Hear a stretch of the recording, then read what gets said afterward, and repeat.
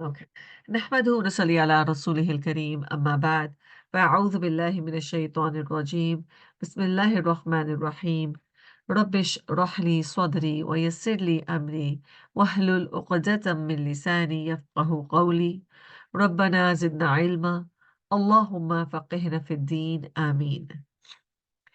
Okay, today we are beginning with juz number 7. But before I go on to the ayah of juz number 7, I want us to remember and revise how we ended juz number 6. Because today's lesson, uh, you need to know the connection. So juz number 6 ended with Allah subhanahu wa ta'ala warning us about a certain group of people who have animosity towards Muslims. And he mentions in ayah number 82 of Surah Al-Ma'idah is that the ones severe in animosity are Jews, but the Christians have a much softer heart. They have a much softer heart, and that is because amongst them there are some who are good-natured, pure people, and amongst them are priests, monks, and they're not very arrogant people the way the other category is, who considers themselves to be the God's chosen people. Now, in ayah number 83, the next ayah of Surah Al-Ma'idah, that is where juz number 7 begins. And it begins with وَإِذَا سَمِعُوا مَا أُنزِلَ إِلَى الرَّسُولِ. This is referring to the Christians, the qualities of certain Christians that when Quran is recited to them, when they hear the word of Allah, they recognize it, right? And the background of these particular ayat from 82 to 83, especially 83, is a very historical moment in Muslim history. And that is that before the hijrah that happened, the migration of Rasulullah sallallahu alaihi wasallam, before he migrated from Mecca to Medina, amidst the persecution of Muslims, there was another group, a bigger group that there was a group of people that were sent from Mecca to Abyssinia. So before the migration from Mecca to Medina, another migration happened from Mecca to Abyssinia of those companions whose lives were severely at risk. So a big number could not migrate, because if there was a big number, it would come to notice, people would notice. So it was a small number of people that were sent to Abyssinia to give them some relief from the torture that they were experiencing in Mecca. Now, they were sent to Abyssinia, and the king of Abyssinia was actually a very devout Christian. And they were sent under the care of that devout Christian. Rasulullah sent a letter to him. He sent an ambassador to Najashi, and his name was Amr bin Umayyah.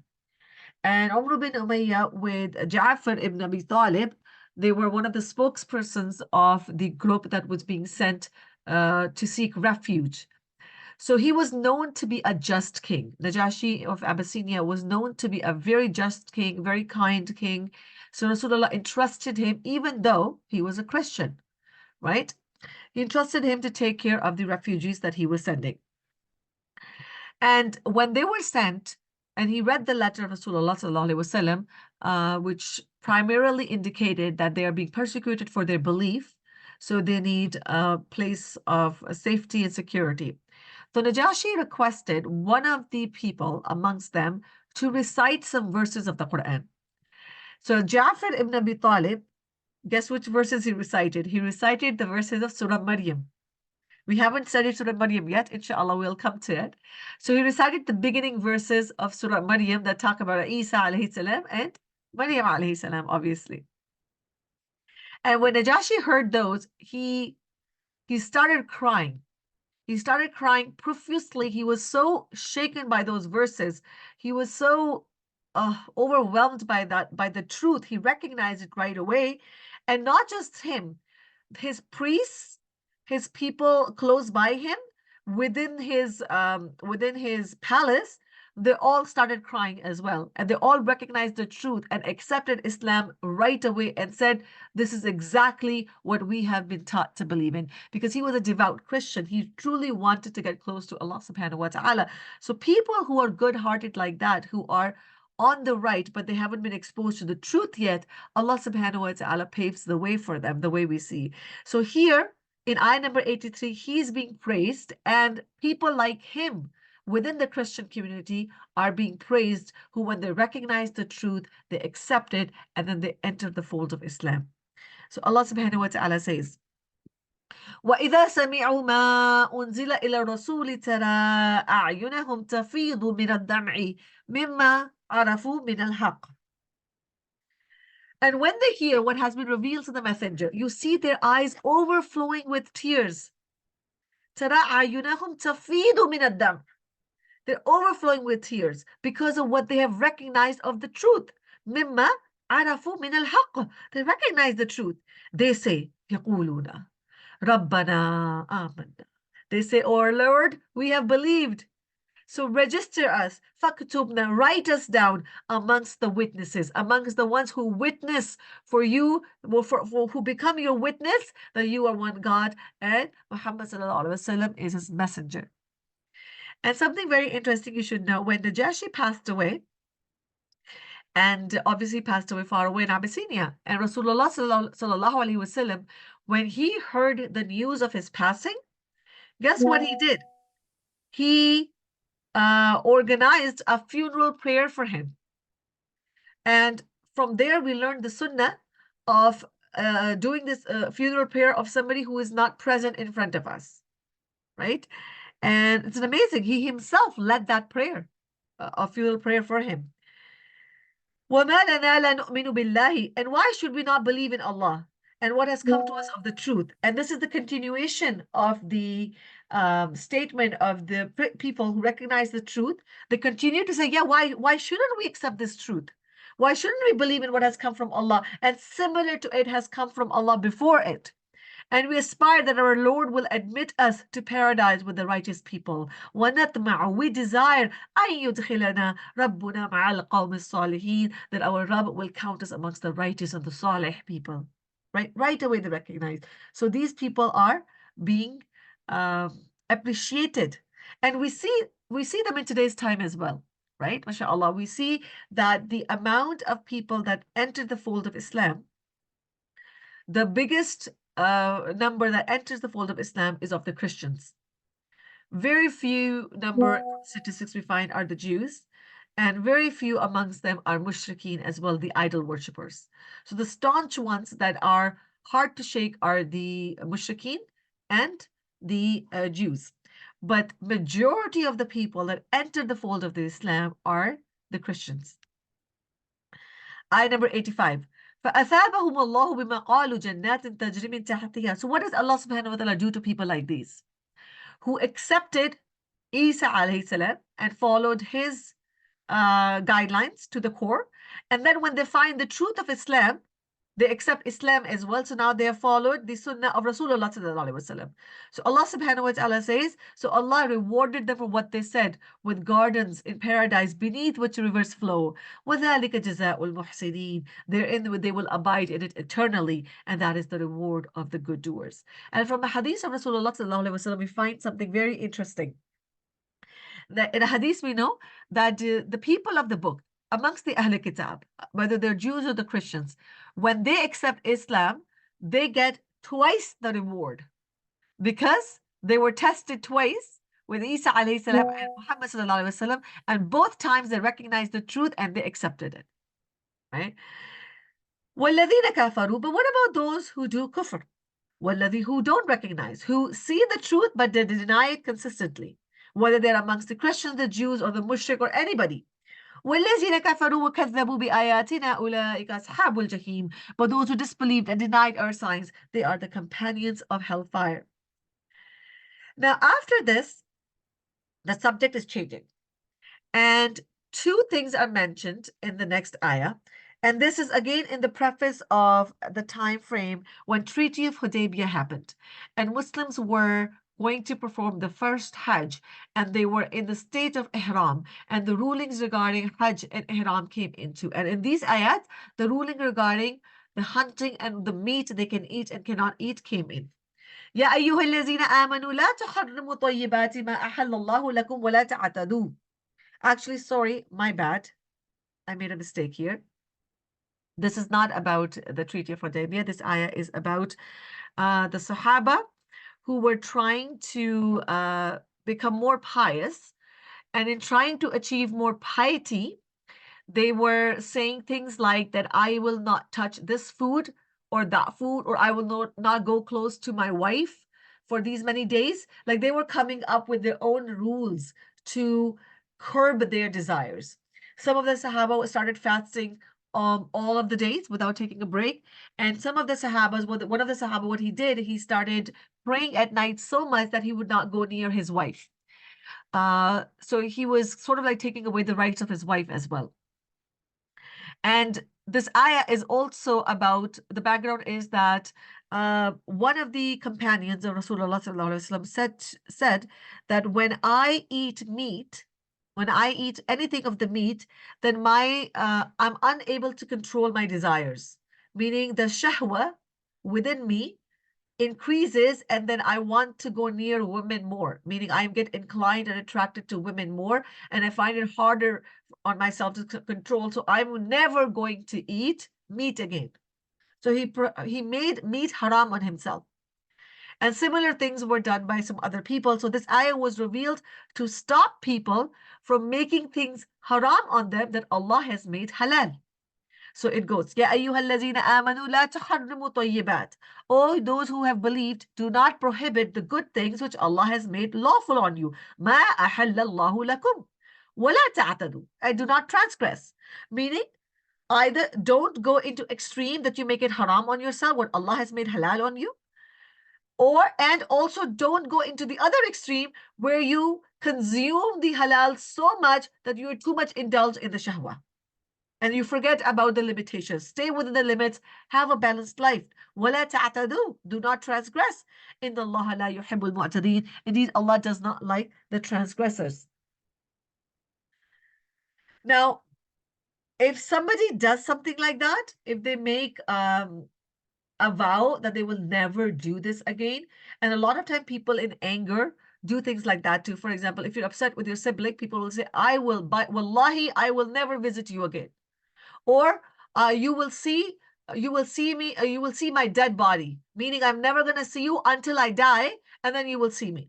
So people often take qasam like this, which is haram, because it is made haram for you to break the ties like this, right? So this falls under that category as well. When you make vows of certain things like this, and now that you've made a vow, what are you supposed to do? You have to do the kafara of that qasam. You have to do the kafara of that promise that you made. But you have to break that promise, because you cannot make something haram on yourself that Allah has legislated to be halal. You will not attain more piety. You will not become more pious this way. No, you will become more sinful this way. Okay? وَكُلُوا مِمَّا رَزَقَكُمُ اللَّهُ حَلَالًا طَيِّبًا وَاتَّقُوا اللَّهَ الَّذِي أَنْتُمْ بِهِ مُؤْمِنُونَ. And eat of what Allah has provided for you, which is lawful and good, and fear Allah, in whom you are believers. لا يؤاخذكم الله باللغو في أيمانكم. Allah will not impose blame upon you for what is meaningless in your oaths. Now here, as a response to the previous two ayat, the ayah number 87 and 88, where Allah subhanahu wa ta'ala is talking about these promises that people do. Now, ayah number 89 is further clarifying to us the kind of promises people make, and what promise that we make requires us to do kafara, and what promise requires us to do tawbah, and what promise Allah subhanahu wa ta'ala doesn't regard it as a promise and forgoes it. So Allah will not impose blame upon you for what is meaningless in your oaths, and He will impose, but He will impose blame upon you for breaking what you intended of oaths. So its expiation is the feeding of 10 needy people from the average of that which you feed your own families, or clothing them or the freeing of a slave. But whoever cannot find or afford it, then a fast of 3 days is required. That is the expiation for oaths when you have sworn. But guard your oaths. Thus does Allah make clear to you His verses that you may be grateful. Now from this, half, the word half means a promise, which is the singular of ahlaf. And a promise is of 3 types: lagh, ghamus, and muqadda. Lagh is the kind of promise in which there is not going to be any uh, Allah subhanahu wa ta'ala will not question us about it. And that is something that somebody who is habitually saying wallahi without the intention of saying wallahi, right? Without this intention of either taking a promise or making it sound like that what they're saying is true. But habitually they said it, right? Without thinking much about it. So then Allah subhanahu wa ta'ala, that's lagh, qasam, which Allah subhanahu wa ta'ala will not hold them accountable for. The second type is ghamus, which is a qasam or a promise a person takes to deceive someone, okay? To either make them sign documents under false pretense. Now, that is the kind of promise that requires severe tawbah. That is not nullified by doing kafara. Just paying kafara will not free you from this. This is the kind of promise that is one of the grave sins. It is akbarul kaba'ir, right? This requires sincere, severe tawbah, all right? The third kind is muqada, which is the kind of promise in which a person is trying to make the other person believe their words. So they say, by Allah, this is true. Or by Allah, I mean to do this. Or by Allah, I will do this. I will never see you. Or I will never eat this. Or by Allah, you have no share in my home. Things like that, right? Where your intention was to fulfill that promise and your intention was to show that you are that you are 100% going to do it. That qasam when you break, that promise when you break requires kafara, and the kafara is mentioned in this ayah, that you feed the 10 needy people, and if you're not able to feed them, then you clothe those 10 people, the kind of clothes you wear, the kind of meals you eat. If you don't have the if you don't have the financial ability to do so, then you fast for 3 consecutive days. Okay, that is the expiation. But you are to break those oaths, the ones that make the halal haram on you, right? And then pay the expiation, obviously. يا أيها الذين آمنوا إنما الخمر والميسر والأنصاب والأزلام رجس من عمل الشيطان فاجتنبوه لعلكم تفلحون. O those who have believed, indeed intoxicants, gambling, sacrificing on stone altars to other than Allah, and divining arrows are but defilement from the work of shaitan, meaning these are the works of the shaitan. So avoid it, stay away from it, do ijtinab from it, so that you may be successful. This is the third hukm, third ayah regarding consumption of alcohol and wine revealed in the Quran. The alcohol was not prohibited right away. The prohibition of alcohol came in 3 stages. First, it came as that there is benefit in it and there is shar in it, but the shar is more than the benefit, right? Then the second command came that when you are drinking, when you are drinking it, when you have consumed it, do not go near the salah because you might utter something that is false. Then this is the third commandment came in which now it has been made haram completely. All right. The reason it came in 3 stages because it was so much ingrained in the society of that time that it was hard for people to give up. So Allah subhanahu wa ta'ala revealed the prohibition of khamr, anything that causes the mind to be intoxicated or lose its senses. So it includes drugs and alcohol, by the way, because the meaning of khamr is anything that makes you lose your senses. You're not aware of your surroundings anymore, right? And you're not able to make sound judgment. So this was the third ayah. When this ayah revealed, guess what happened? How did Sahaba took it? They threw away their containers, their vessels of khamr, of alcohol in the streets. And the streets of their city was filled with, it was flooded with alcohol. And some of the Sahaba, when they heard this ayah, they said, Ya Rasulullah, we have so much of this, it's going to go to waste. Why don't we give it to the Jews? We can gift it to the Jews because they drink it.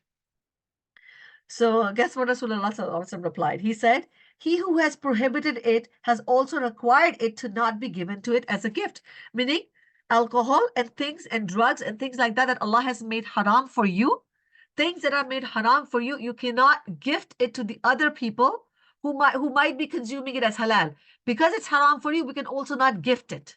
So that's a very important point, right? A lot of times we gift certain things to non-Muslims thinking, oh, they eat it, but no, we cannot. Then from a hadith of Rasulullah sallallahu alaihi wasallam, we find out that Allah has cursed khamr and the one who drinks it, meaning alcohol is, or anything intoxicating that makes you lose your mind, has been cursed by Allah, and anyone who drinks it or consume it is also cursed.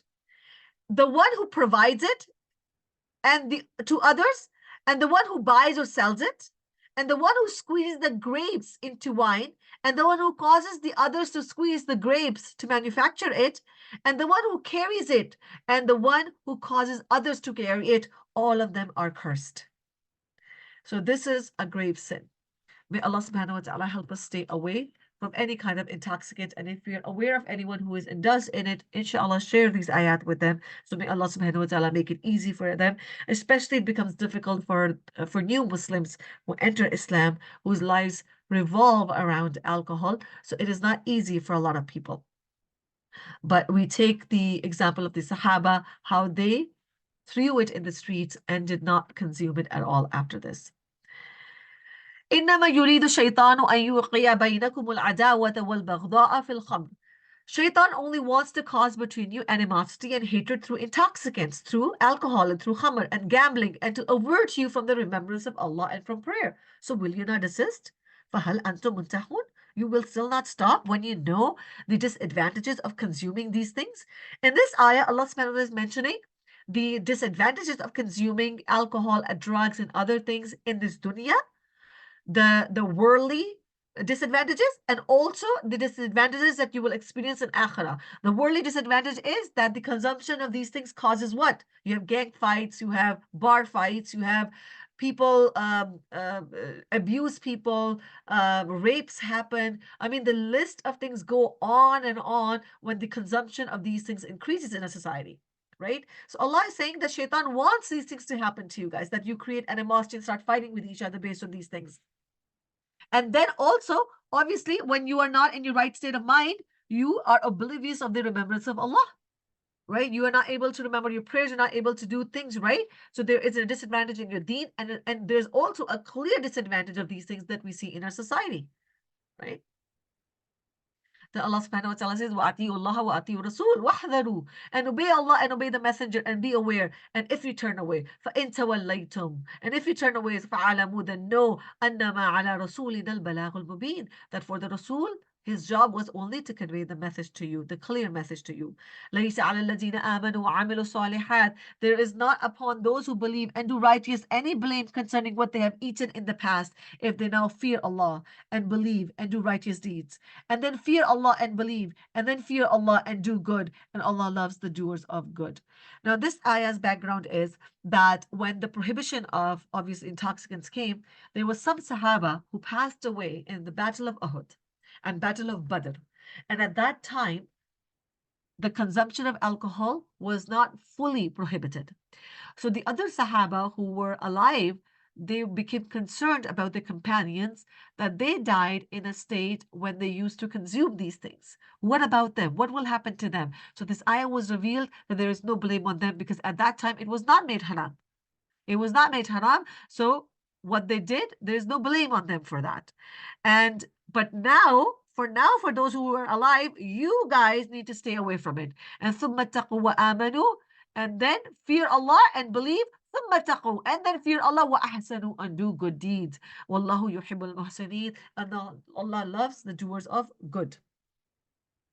يا أيها الذين آمنوا لا يبلونكم الله بشيء من الصيد تناله أيديكم ورماحكم ليعلم الله من يخافه بالغيب فمن اعتدى بعد ذلك فله عذاب أليم. Now this is where I made the mistake in the beginning. This is the ayah which was revealed regarding the time when the people were performing first Hajj. They were in the state of Ihram and in the Treaty of Hudaybiyah. and the guidelines of the hunting animals was revealed. So Allah subhanahu wa ta'ala is saying, "Oh, you who have believed, Allah will surely test you through something of the game that your hands and spears can reach," meaning the hunting. Allah will test you through the hunting that you do, that Allah may make evident those who fear Him unseen, and whoever transgresses after that, for him is a painful punishment. So hunting was something that was very prevalent in Mecca. It was their way of livelihood, and it was something that they did as a sport as well. And when people would perform pilgrimage, hunting was very normal for them to do at that time. But Allah subhanahu wa ta'ala has prohibited the hunting of any kind of animal for the purpose of eating or for the purpose of sporting in the state of ihram in Masjid al-Haram, right? So we're not allowed to hunt or assist in hunting of the animal. And if an animal is hunted for someone to eat, that is also not allowed to eat, right? But however, if there is an animal that you're scared that they're going to attack you, like a snake or a scorpion, that is an animal that you can kill or hunt for your safety. But to hunt to eat or for supporting purposes, that has been prohibited. And the interesting choice of word is that Allah does not say that I've made it haram for you. No, He says I'm going to test you with this command of mine, because He knows this command is going to be very hard to follow. And sometimes Allah tests us. What do we learn from this ayah? Some commands of Allah are a test for us, whether we will obey or not. Right? And yes, Allah recognizes that they will be hard for us. But yet this is the thing that we have to follow, inshallah ta'ala. Ya ayyuhallazina amanu la taqtulu sayda wa antum hurum. Oh, you who have believed, do not kill or hunt while you are in the state of ihram. And whoever of you kills it intentionally, meaning whoever of you kills in the state of ihram intentionally, then there's a penalty. The penalty is an equivalent from a sacrificial animal to what he killed, as just by two just men amongst you as an offering to Allah delivered to the Kaaba. Meaning that you have to sacrifice an animal similar to it and dedicate it to give it as an offering in the Kaaba to the others.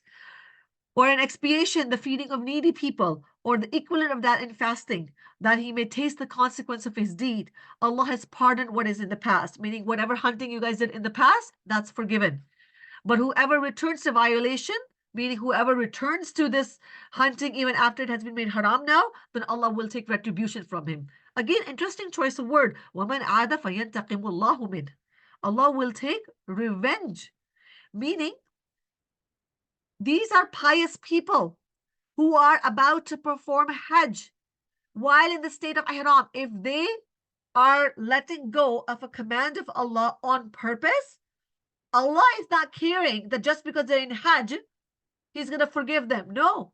He's saying, despite the fact that you're in the state of ihram, you do not fulfill something, and on purpose you do something wrong, I will take my revenge with you. This should shake us. We think that just because you're a Haji, you are going for Hajj, people can do anything, everything is forgiven. No. Even in the state of ihram, if you do something on purpose, not by accident, but on purpose, something that Allah has made forbidden for us, right? We will have to answer Allah subhanahu wa ta'ala regarding it. Wallahu azizun intiqam, and Allah is exalted in might and the owner of retribution. He is the possessor of intiqam. He is the possessor of revenge, meaning He can take it. He has full ability to take it. أُحِلَّ لَكُمْ صَيْدُ الْبَحْرِ وَطَعَامُهُ مَتَاعًا لَكُمْ وَلِلسَّيَّارَةِ. Lawful to you is the hunting from the sea, meaning you can take the sea animals, the fish of the sea, or the food of the sea has been made halal for you, and it's food as provision for you and the travelers. But forbidden to you is the hunting from the land as long as you're in the state of ihram, meaning you can eat the dead fish or the fish from the sea in the state of ihram, but you cannot hunt on the land. So amongst the sea, from the seashores, if an animal comes out, meaning a lot of them, the waves of the sea, throw out fish, that you can eat. And fear Allah to whom you will be gathered. And according to a hadith, we know that the dead of the sea are halal for the ummah. And Allah has made the Kaaba the sacred house. standing for the people, and has sanctified the sacred months. Which are the sacred months? There are 4 sacred months: Rajab, Dhul Qada, Dhul Hajj, and Muharram. And fighting has been prohibited in those sacred months. And fighting has also been prohibited in the Kaaba, in Masjid al-Haram. You know why Masjid al-Haram is called Masjid al-Haram? Because it is haram to kill anyone there. It is haram to hurt anyone. Even if you were to see the enemy, your staunch enemy, even if you were to see somebody who killed your father, or somebody who killed your son, somebody who destroyed your family, if you saw somebody in Masjid al-Haram and you had the ability to take revenge, you are forbidden. It is haram for you to take revenge at that point. It is haram for you to harm them in Masjid al-Haram, because Masjid al-Haram is sanctified for all people, even for animals. Even animals are protected within the because of the sanctity of the Kaaba. So Allah has made the Kaaba the sacred house, standing for the people, and has sanctified the sacred months and the sacrificial animals and the garlands by which they are identified. That is to you. That is so you may know that Allah knows what is in the heavens and what is in the earth, and Allah is knowing of all things. اعلموا أن الله شديد العقاب وأن الله غفور رحيم. Know that Allah is severe in penalty and that Allah is forgiving and merciful. ما على الرسول إلا البلاغ. Upon the messenger is no other responsibility except to do balagh, to convey, to communicate, to tell you what the deen is. That is the Rasul's responsibility. Wallahu ya'lamu ma tubduna wa ma taktumun. Allah knows whatever you reveal and whatever you conceal. قل لا يستوي الخبيث والطيب ولو أعجبك كثرة الخبيث فاتقوا الله يا أولي الألباب لعلكم تفلحون. Say, the khabith, the evil, the dirty, the impure. Khabith means something that's disgusting, that's impure in its origin, and something that has been made haram. That's also khabith. And tayyib is the opposite of khabith, something that is pure, clean, good, beneficial, and halal. So Allah subhanahu wa ta'ala is saying, how can something haram, something impure, something najas, something that's not good for you, can be equal to tayyib, that is good for you, even though the abundance of the khabith, the abundance of the evil might impress you. The halal income might be little, the haram is more, the haram is attracting you, right? It looks like a luxurious thing, but Allah is saying there is no khair in it.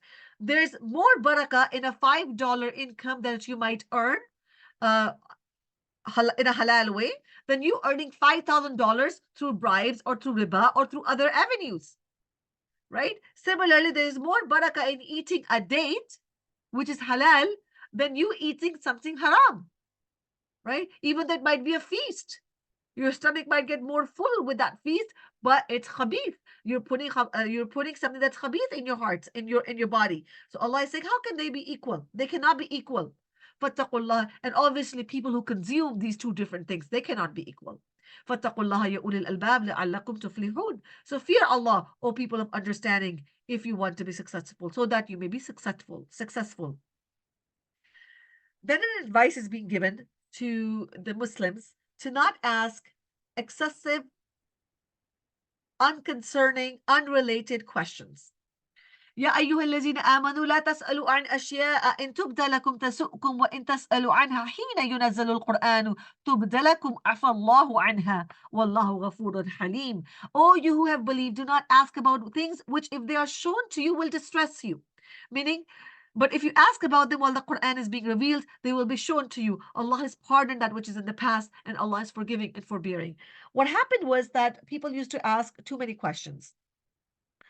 And when the Quran is being revealed, this prohibition came that don't ask too many questions, because, just like Bani Israel, when they asked too many questions, the story of the cow, things became more difficult and difficult for them. There are certain things in Islam that are clear that you have to do, and there's certain things that are made haram, which are also clear, and there's certain things that are mutashabihat, in which the matters of ghaib come in, and then there are certain things in the deen in which the deen is silent, the deen is quiet. Okay, the quietness is for the purpose of allowance. Things are allowed as long as there is no clear injunction making it haram. That is the principle of fiqh.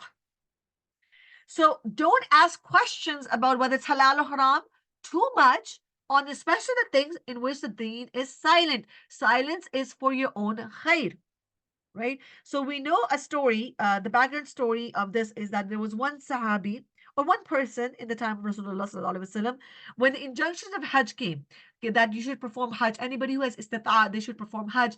So this one person gets up and he says, do we have to do it every year? Think of a child who does that. Do I have to do it when I am fasting? Do I have to do it when I'm praying? What about if my head is hurting? Do I have to do it then too? Things like that. Kids ask these kind of questions. And believe me, adults ask these questions too. So many hypothetical situations that they will come up with. So this person asked Rasulullah, do we have to perform Hajj every year now? So Rasulullah remained silent, sallallahu alaihi wasallam. He did not respond. He asked again. He did not get the clue that I should just stay quiet. It's not every year. I shouldn't say anything. But no, do we have to do it every year? Ya Rasulullah? So Rasulullah sallallahu alaihi wasallam stayed quiet again. Then he asks again the third time. Do we have to do it again every year? Ya Rasulullah? Do we have to go for Hajj every year if I can afford it? Do I have to go every year? So Rasulullah sallallahu alaihi wasallam stayed quiet again. But the third time, then he spoke up and he said to him, pity on you. Pity on you if I uttered yes. If I had said yes, it would have become obligatory to perform it every year for those who could afford it. How hard would it have become? So do not make deen tough on you by asking excessive questions, especially when the Quran is being revealed. And another hadith of Rasulullah sallallahu alaihi wasallam, we learn that the biggest criminal amongst the Muslimin is the one who makes things haram on people by excessive questioning of the halal. And before his questioning, that thing was halal, but his excessive questioning made it haram, because he created such situations and hypothetical situations that there was no other way but to say that it's haram. So we learned that we should not ask too many questions in the deen. In the questions especially, take halal as halal, take haram as haram, and let it be. Okay? And things that Allah has stayed quiet, the deen has stayed quiet, stay quiet on that, right? Don't try to split hair. Don't get into hair splitting arguments with other people, because this was the quality of the Jews, especially, and which is what Allah subhanahu wa ta'ala is saying, قَدْ سَأَلَهَا قَوْمٌ مِّن قَبْلِكُمْ ثُمَّ أَصْبَحُوا بِهَا كَافِرِينَ. People asked such questions before you too, and they became disbelievers, right?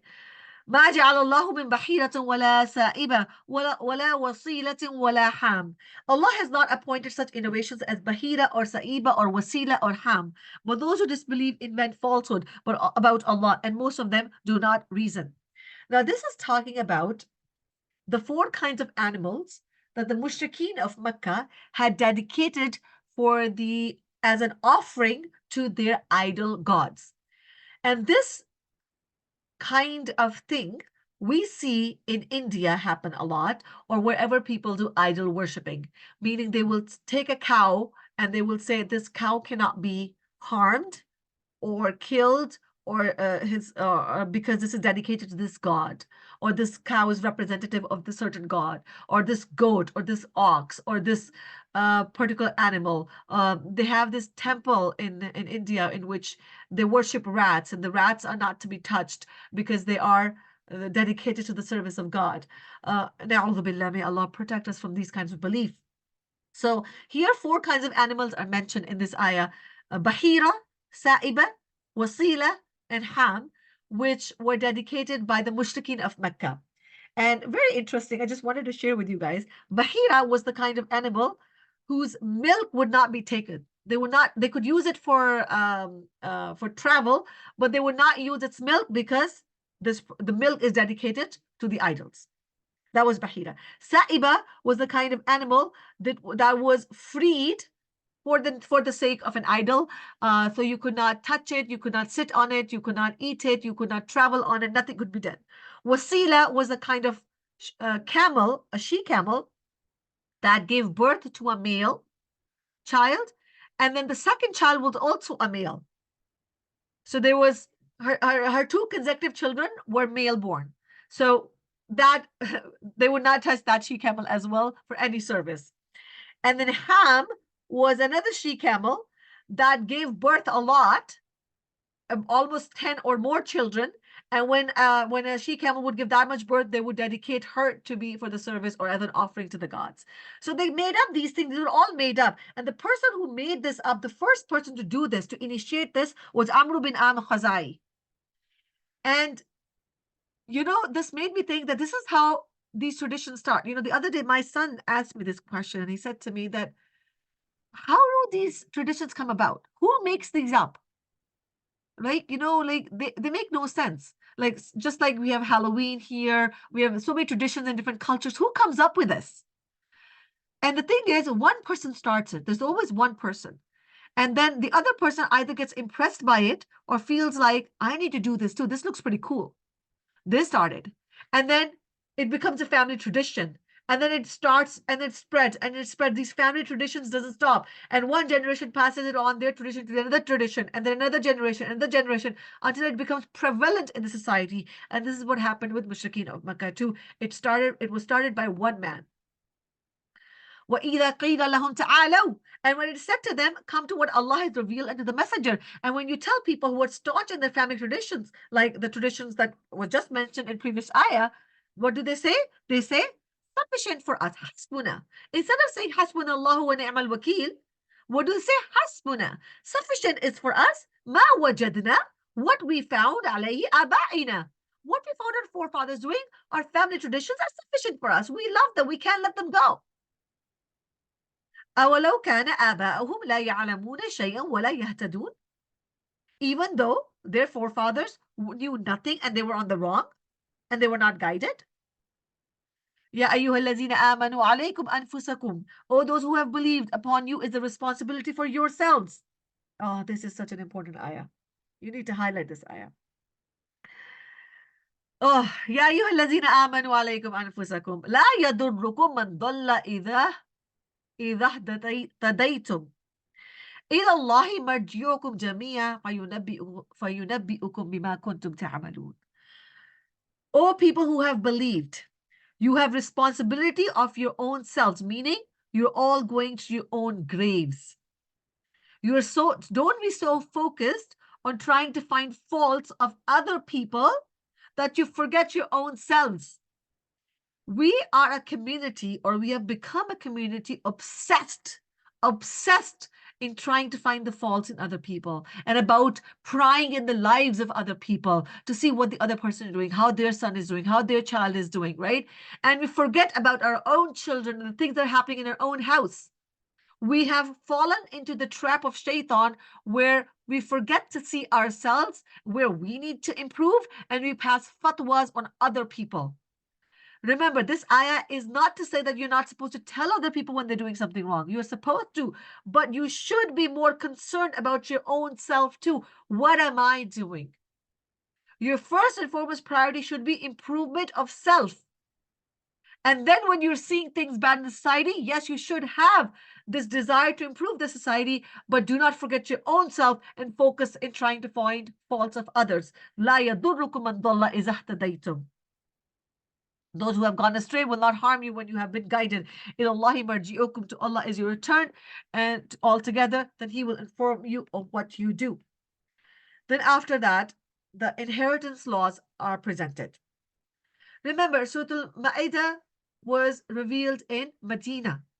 It was revealed at a time when Islam was very well established. People are, contracts are being done. So now legislations upon legislations, laws upon laws are being revealed. People are ready to implement the deen, which is why this surah and the previous surah, Surah Nisa, was also very heavy on legislations. يا أيها الذين آمنوا شهادة بينكم إذا حضر أحدكم الموت. O those who have believed, testimony should be taken amongst you when death approaches one of you at the time of bequest, meaning at the time of inheritance, that of two just men from amongst you, or two others from outside, if you're traveling through the land and the disaster of death should strike you. Detain them after the prayer and let them both swear by Allah if you doubt the testimony, saying, we will not exchange our oath for a price, even if he should be a near relative, and we will not withhold the testimony of Allah. Indeed, we would then be of the sinful. The advice is being given to not change the testimony and to not and to tell the inheritance the dying person has given. When, let's say, a person was traveling, so this ayah is particularly talking about the people who are traveling and they haven't written down a wasiya, right? So anybody who's traveling with them, amongst those two people, they will tell them, this is what I would like you to do, right? So they have to deliver that inheritance to its entirety to the family. And if the family feels that they're lying, then there needs to be an exchange of the promise that should happen. And they're being warned that nobody should lie about the inheritance. But if it is found that these two were guilty of perjury, meaning if they lied, dictating what the inheritance was, let two others stand in their place who are foremost in claim from those who have a lawful right, and let them swear by Allah, our testimony is truer than their testimony, and we have not transgressed. Indeed, we would not. Indeed, we would then be of the wrongdoers. ذَلِكَ أَدْنَى أَن يَأْتُوا بِالشَّهَادَةِ. That is more likely that they will give testimony according to its true objective, or at least they would fear that other oaths might be taken after their oaths, and fear Allah and listen. وَاتَّقُوا اللَّهَ وَاسْمَعُوا, and listen to Allah. And Allah does not guide the defiantly disobedient people. وَاللَّهُ لَا يَهْدِي الْقَوْمَ الْفَاسِقِينَ. So we learned that when it comes to inheritance laws, we need to be very careful that we do not take a false oath. It's quite possible that we might feel that the other person might have gotten something more than the other. Allah is saying that no, whatever the person has dedicated, obviously you do not take away the base inheritance law that Allah has legislated. If a person has wealth beyond that, which they can distribute however they want, it's about that, inshallah. يوم يجمع الله الرسل فيقول ماذا أجبتم. Be warned of the day when Allah will assemble the messengers and say, what was the response you received? قالوا لا علم لنا. They will say, we have no knowledge. إنك أنت علام الغيوب. Indeed, it is you who is the knower of the unseen. Now, in these ayat and the ayat next to it, Allah subhanahu wa ta'ala is talking about a scene that will happen on Yawm al-Qiyamah. And that scene will be that Allah subhanahu wa ta'ala will gather all the prophets and He will ask them, what happened after you? In a way, asking them that, did you do something wrong? Like sort of like establishing a hujjah on the people that you were sent for a purpose, for a mission. When you went away from your nations, what happened? So there's all the prophets collectively we say, La ilma lana. Like when we died, we don't know what happened after us, what our people did, what kind of bid'at they started creating, right? And then specifically, each prophet will be called out. And in this ayah number 110, the conversation between Isa alayhi salam and Allah subhanahu wa ta'ala that will happen on Yawm al-Qiyamah is registered. إِذْ قَالَ اللَّهُ يَا عِيسَى ابْنَ مَرْيَمَ. The day when Allah will say to Isa bin Maryam, O Isa, son of Mary, اذكر نعمتي عليك وعلى والدتك. Remember my favor upon you and upon your mother. So this is the conversation that will happen on Yawm al-Qiyamah between Allah subhanahu wa ta'ala and Isa alayhi salam. Remember my favor upon you and upon your mother when I supported you with the pure spirit and you spoke to the people in the cradle and in maturity. And remember when I taught you writing and wisdom and the Torah and the gospel, and when you designed from clay what was like the form of a bird with my permission, then you breathed into it and it became a bird with my permission, bi-idhni, my permission, and you healed the blind and the leper, bi-idhni, with my permission. And when you brought forth the dead, bi-idhni, with my permission. And when I restrained the children of Israel from killing you, when you came to them with clear proofs, and those who disbelieved amongst them said, this is not but obvious magic. So Allah subhanahu wa ta'ala will remind Isa alayhi salam of all his favors. And look at the subtleness, bi-idhni. Every ayah is ending here with طَيْرًا bi-idhni, أَبْرَصَ bi-idhni, al-mawta bi-idhni. Everything that Isa alayhi salam did, all the miracles were done by the permission of Allah. Isa alayhi salam in himself did not have that power. This is what Allah subhanahu wa ta'ala is trying to highlight here. It was by my permission. I allowed Isa to do it. I gave him that ability at that time. I made it happen. It was Allah subhanahu wa ta'ala who made it happen, not Isa alayhi salam. And then Allah subhanahu wa ta'ala continues this conversation that he will have. وَإِذْ أَوْحَيْتَ إِلَى الْحَوَارِيِّينَ حَوَارِيِّينَ أَنْ آمِنُوا بِي وَبِرَسُولِي قَالُوا آمَنَّا وَاشْهَدْ بِأَنَّنَا مُسْلِمُونَ. And remember when I inspired to the disciples, Hawariyin were called the disciples of Isa alayhi salam, that were his true believers, his true friends. And from the hadith and the literature we know, as they were 12 in number. They were his true friends who were always in his support. And Allah subhanahu wa ta'ala is saying that remember when I inspired to the disciples, meaning I am the one who inspired these 12 people to become your supporters. Believe in me and in my messenger, Isa alayhi salam. These Hawariyin were specially guided for Isa alayhi salam's support. They said, we have believed, so bear witness that indeed we are Muslims in the submission to Allah.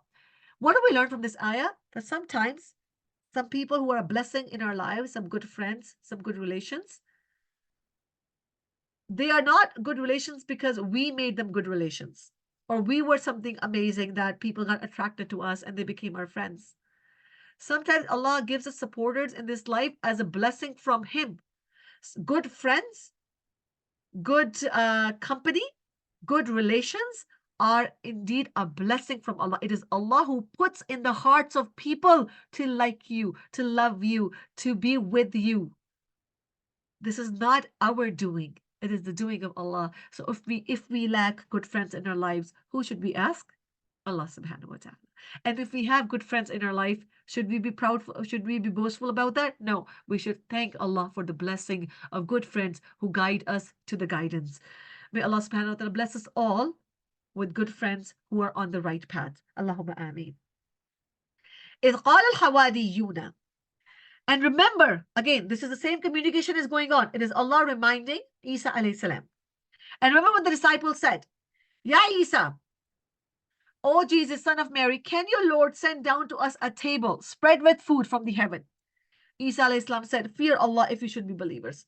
Now from this onwards, ayah number 112 and onwards, a story is being mentioned.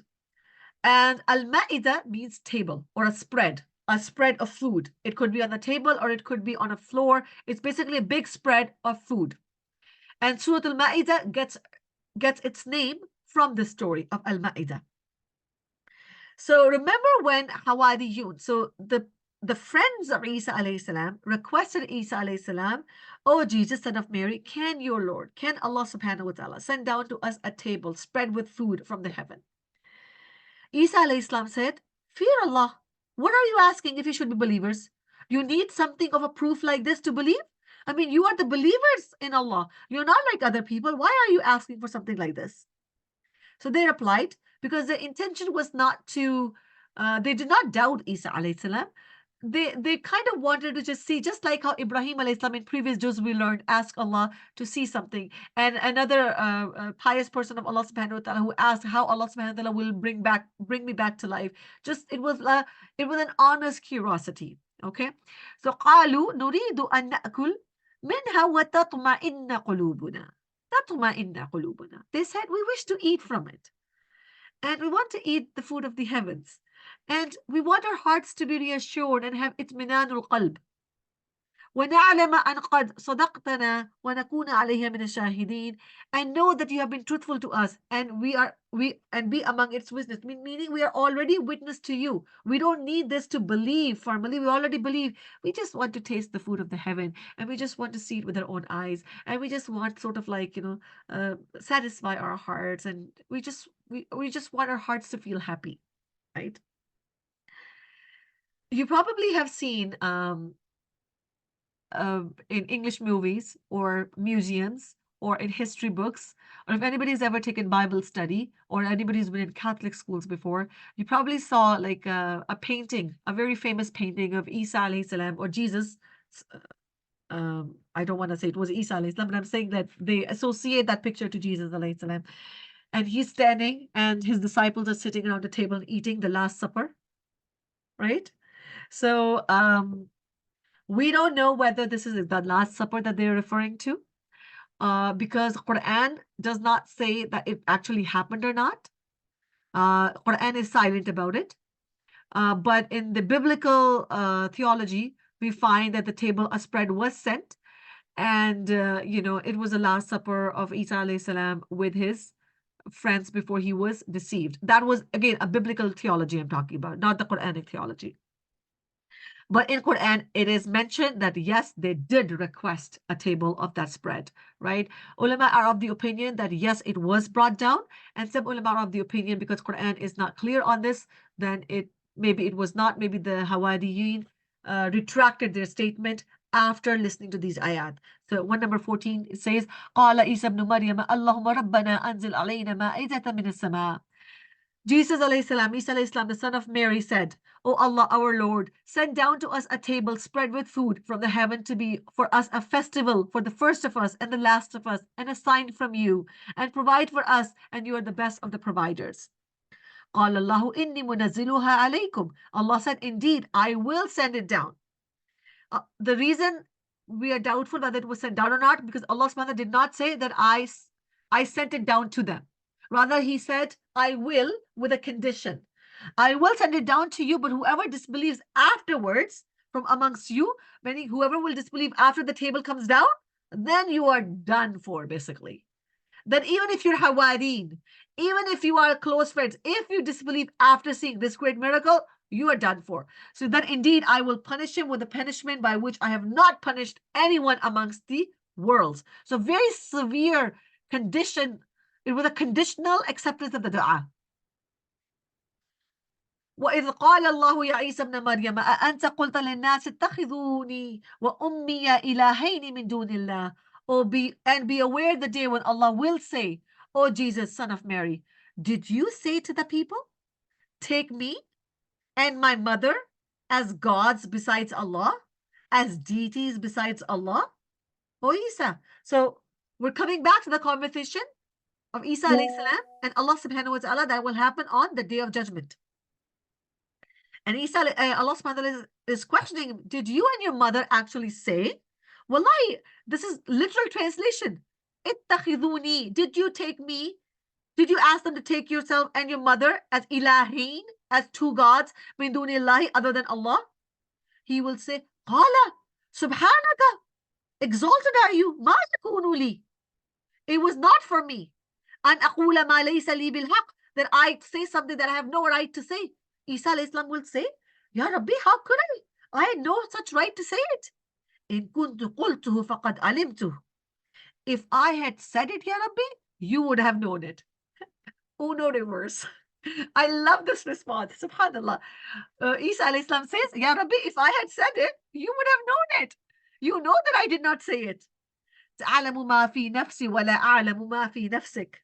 You know what is within myself, Ya Rabbi, and I do not know what is within yourself. Meaning you know everything about me, but I don't know what about you, what you decide and what you're going to plan.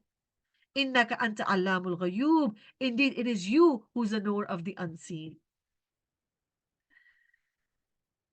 ما قلت لهم إلا ما أمرتني به أن اعبدوا الله ربي وربكم. So Isa alayhi salam's conversation, Isa alayhi salam is continually saying in ayah number 117 now, I did not say to them, I said not to them except what you commanded me. Meaning, I only said to the people, Ya Rab, what you commanded me to say, which is, أن اعبدوا الله, to worship Allah, Rabbi wa Rabbakum, who is my Rab, Rabbi wa Rabbakum, and your Rab. وكنت عليهم شهيدا ما دمت فيه. And I was a witness over them until I was as long as I was amongst them.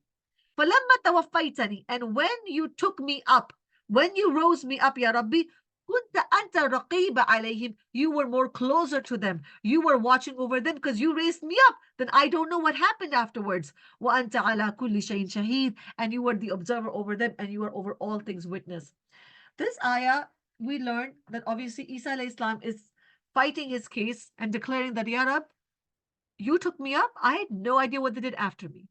We learned something very important here, that the prophets do not have the knowledge of the unseen. Associating any kind of knowledge of unseen is shirk. And then Isa alayhi salam is further continuing and saying he's so completely detaching himself from his followers who were calling himself a god. He says, In tu'adhibhum fa innahum ibadak. Ya Rab, if you should punish them, Indeed, they are your servants. You can do whatever with them. Punish them, forgive them, do whatever, Ya Rab. They are your slaves. I have nothing to do with them.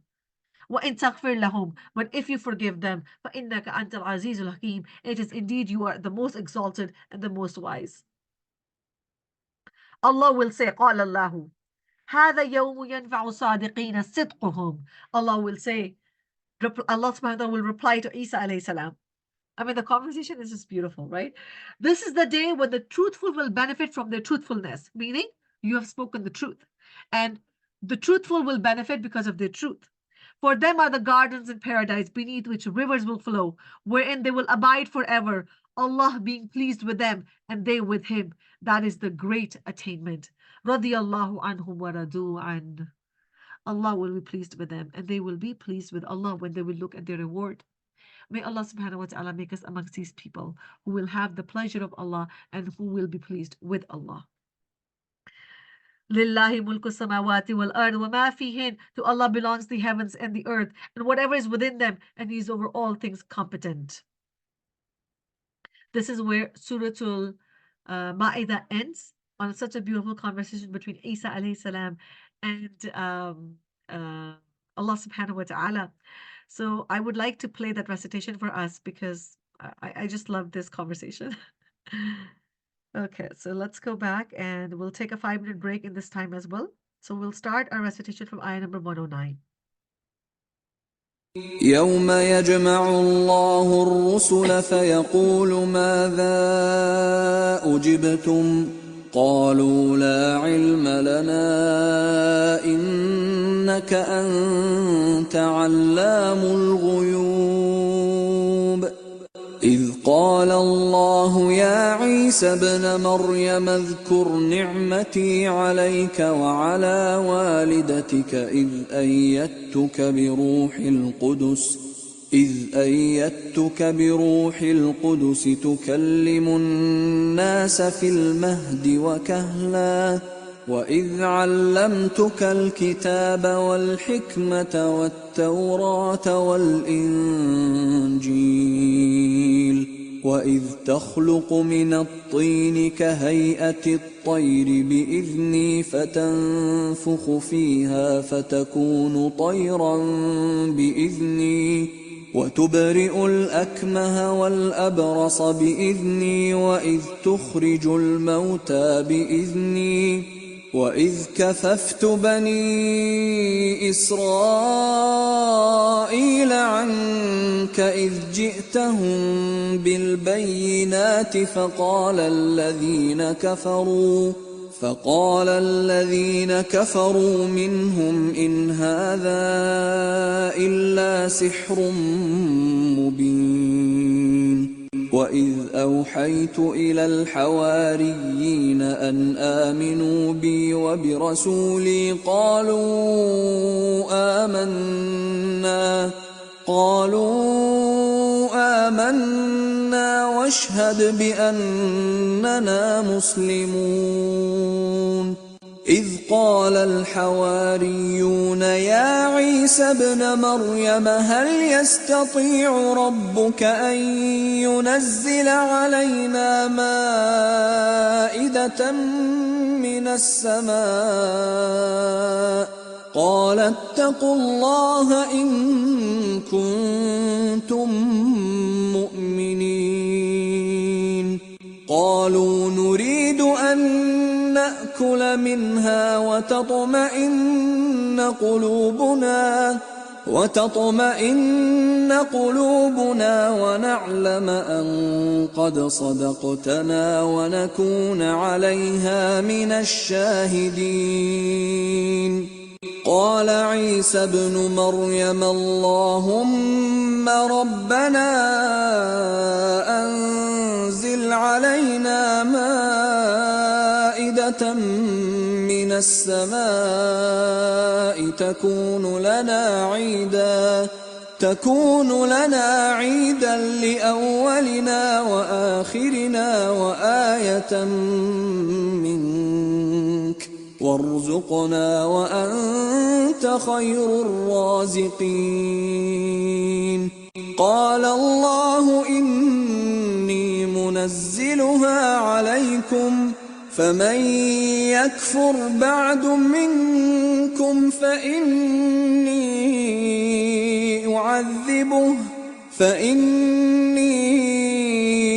أعذبه عذابا لا أعذبه أحدا من العالمين. وإذ قال الله يا عيسى ابن مريم أأنت قلت للناس اتخذوني وأمي إلهين من دون الله قال سبحانك ما يكون لي أن أقول ما ليس لي بحق إن كنت قلته فقد علمته تعلم ما في نفسي ولا أعلم ما في نفسك إنك أنت علام الغيوب. ما قلت لهم إلا ما أمرتني به أن اعبدوا الله ربي وربكم وكنت عليهم شهيدا ما دمت فيهم فلما توفيتني كنت أنت الرقيب عليهم وأنت على كل شيء شهيد.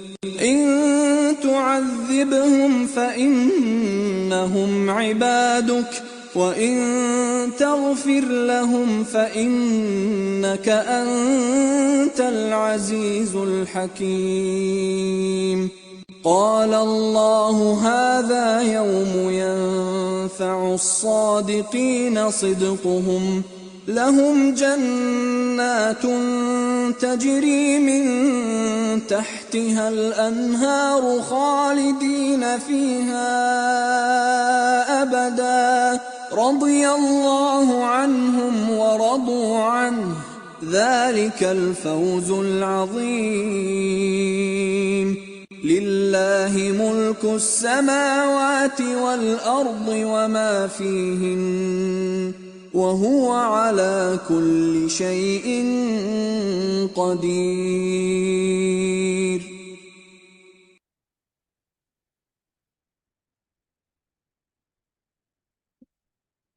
Bismillah ar-Rahman ar-Rahim. Surah Al-An'am. الحمد لله الذي خلق السماوات والأرض وجعل الظلمات والنور ثم الذين كفروا بربهم يعدلون. All praise is due to Allah, who created the heavens and the earth, and made the darkness and the light. Those who disbelieve equate others with their Lord. هو الذي خلقكم من طين ثم قضى أجلا. It is He who created you from clay and then decreed a term and a specified time known to Him. Then still you are in dispute, meaning it is Allah subhanahu wa ta'ala who crafted you with clay and then decreed a specific time that you will spend in this earth. And then regarding Allah, regarding this life and death that you're disputing, وهو الله في السماوات وفي الأرض يعلم سركم وجهركم ويعلم ما تكسبون. And He is Allah, the only deity in the heavens and the earth. The only one, the only God is Allah in the heavens and the earth. He knows your secrets. يعلم سركم. He knows your secrets. He knows what you do at night time. He knows what you're thinking about. He knows what's going on in your heart. He knows how you feel about that other person. He knows about your animosities and your love. He knows about your heartbreak. And He knows about your evil intentions as well. وَجَهْرَكُمْ. And He knows what you make public. You might have something else in the heart, and you might be able to fool other people with your nice words, but He knows. You might be broken in your heart and you have a smile on your face, and other people can see the smile, but they have no idea the pain and the burdens that you're carrying. But guess who knows? He knows. وَيَعْلَمُ مَا تَكْسِبُونَ. And He knows that which you earn. And no sign comes to them from the signs of the Lord except that they turn away from them. فَقَدْ كَذَّبُوا بِالْحَقِّ لَمَّا جَاءَهُمْ. For they had denied the truth when it came to them, but there is going to reach them the news of what they used to ridicule. أَلَمْ يَرَوْا كَمْ أَهْلَكْنَا مِنْ قَبْلِهِمْ. Have they not seen how many generations we destroyed before them, which we had established upon the earth as we have not established you? Meaning we have destroyed nations before you that were way more established than you guys are. You guys think that you are the most scientifically advanced people. You guys think that you are the most technologically equipped people. You know, there were nations before you much, much, much more advanced than you that we have destroyed already. And we sent rain from the sky upon them in showers and made rivers flow beneath them. Then we destroyed them for their sins and brought forth after them a generation of others. And even if we had sent down to you, Muhammad, a written scripture on a page, and they touched it with their hands, the disbelievers would say, this is not but obvious magic. One of the names that the disbelievers would give Rasulullah was of a magician and a poet. And they also demanded similar miracle, like the miracle that people demanded from Musa alayhi salam of a kitab, of a book from the heavens. And Allah subhanahu wa ta'ala is saying that, no, I'm not going to send down any more miracles of that sort anymore.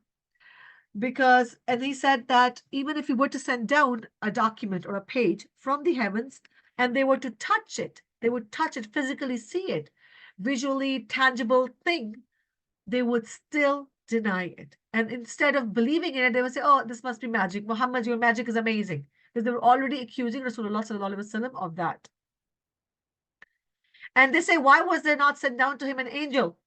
So one of the objections they had with Rasul sallallahu alaihi wasallam was that, oh, if God was to send down a messenger, then why make a human a messenger? Why not an angel? I mean, if we saw an angel with our own eyes, we would surely believe, right? So they said, why was it not sent down to him an angel? But if we had sent down an angel, Allah says, if we send down an angel to them, the matter would have been decided, then they would not be freed. Meaning Allah sends out angels for punishments. If Allah decides to send down an angel on you, you are doomed for, you are done for. وَلَوْ جَعَلْنَاهُ مَلَكًا لَجَعَلْنَاهُ رَجُلًا وَلَبَسْنَا عَلَيْهِمْ مَا يَلْبِسُونَ. And Allah says, if we have made him an angel, we would have made him appear as a man. And we would have covered them with that in which they cover themselves. Meaning, humans do not have the visual capacity to see an angel in its actual form.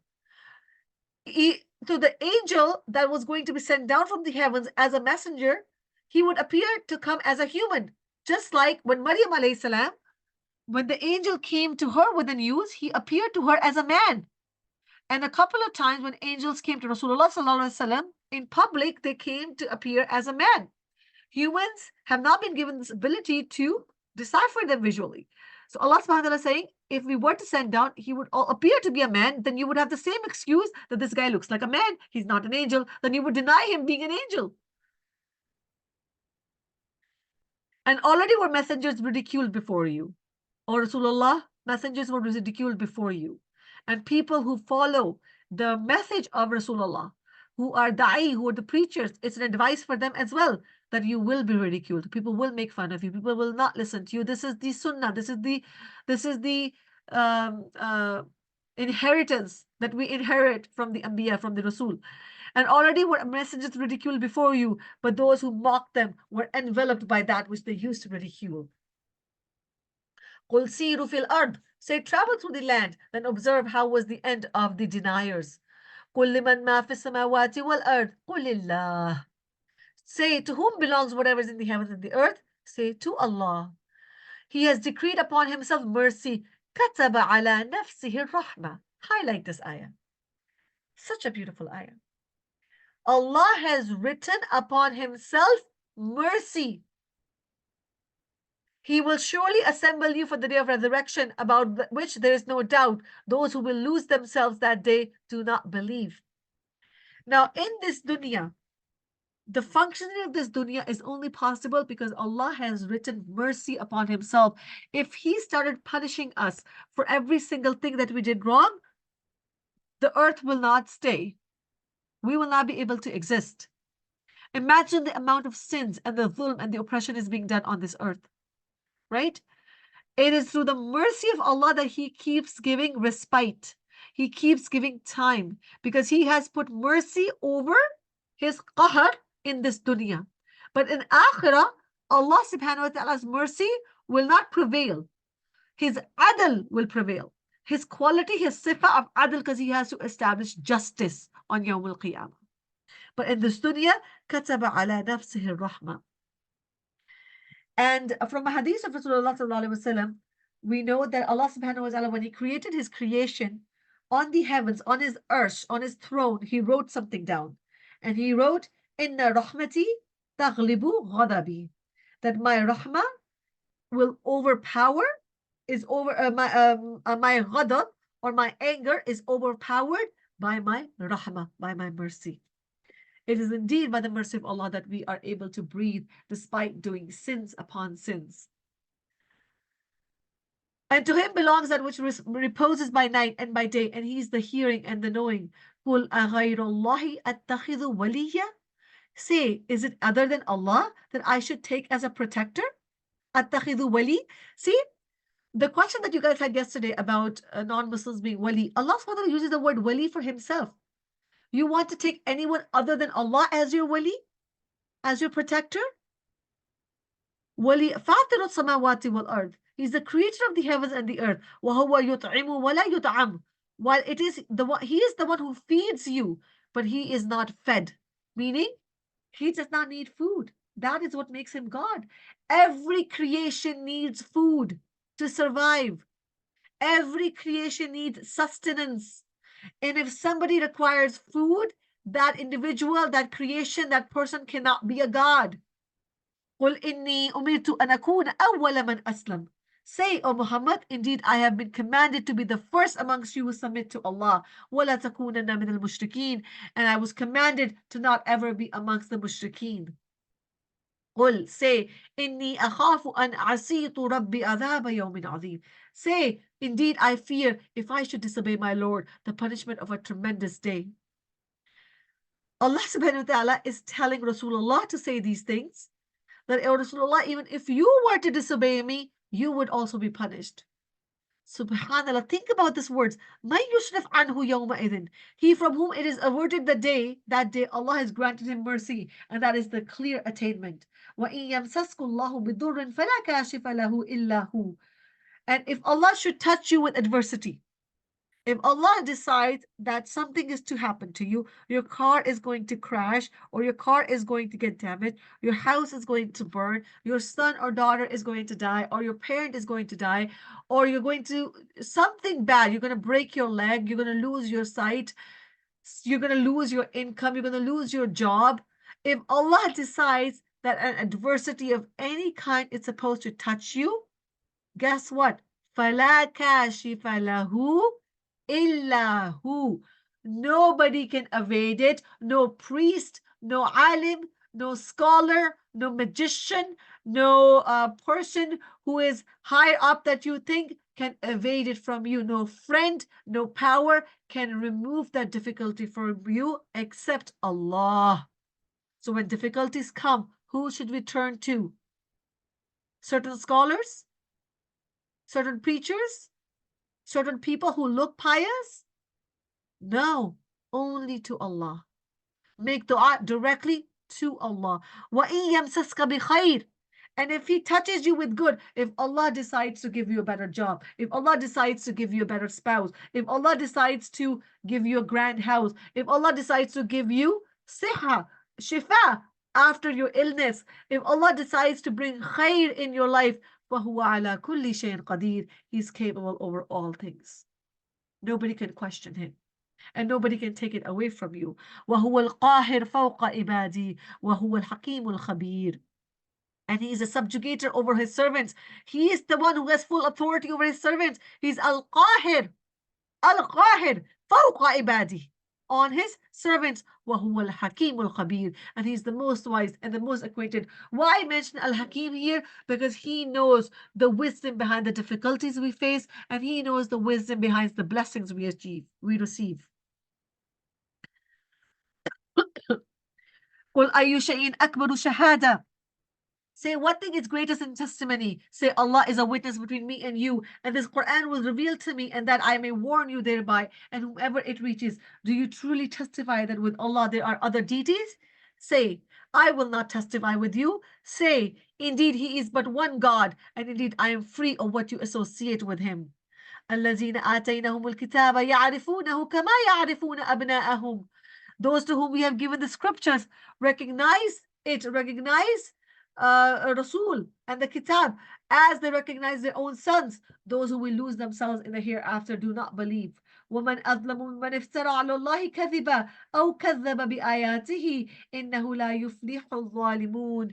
And who is more unjust than one who invents lies about Allah and denies His verses? Indeed, the wrongdoers will not succeed. They will not be successful. وَيَوْمَ نَحْشُرُهُمْ جَمِيعًا. And mention, O Muhammad, the day we will gather them all together. We will gather all the people who used to do shirk and the things they used to do shirk with. It could be people or idols. Anybody who used to do shirk, they will be gathered. And the people they used to do shirk with, right? The deities they used to worship, people, gods, idols, whatever it is. Allah says, I will put them together on Yawm al-Qiyamah, face to face. Then we will say to those who associated others with Allah, then those who used to do shirk, we will ask them, where are your partners that you used to claim with Him? Bring your partners in your defense. Where are your friends that you used to think will protect you? You used to offer offerings to them, dedicate your animals to them. Where are they? Come, why are they not helping you?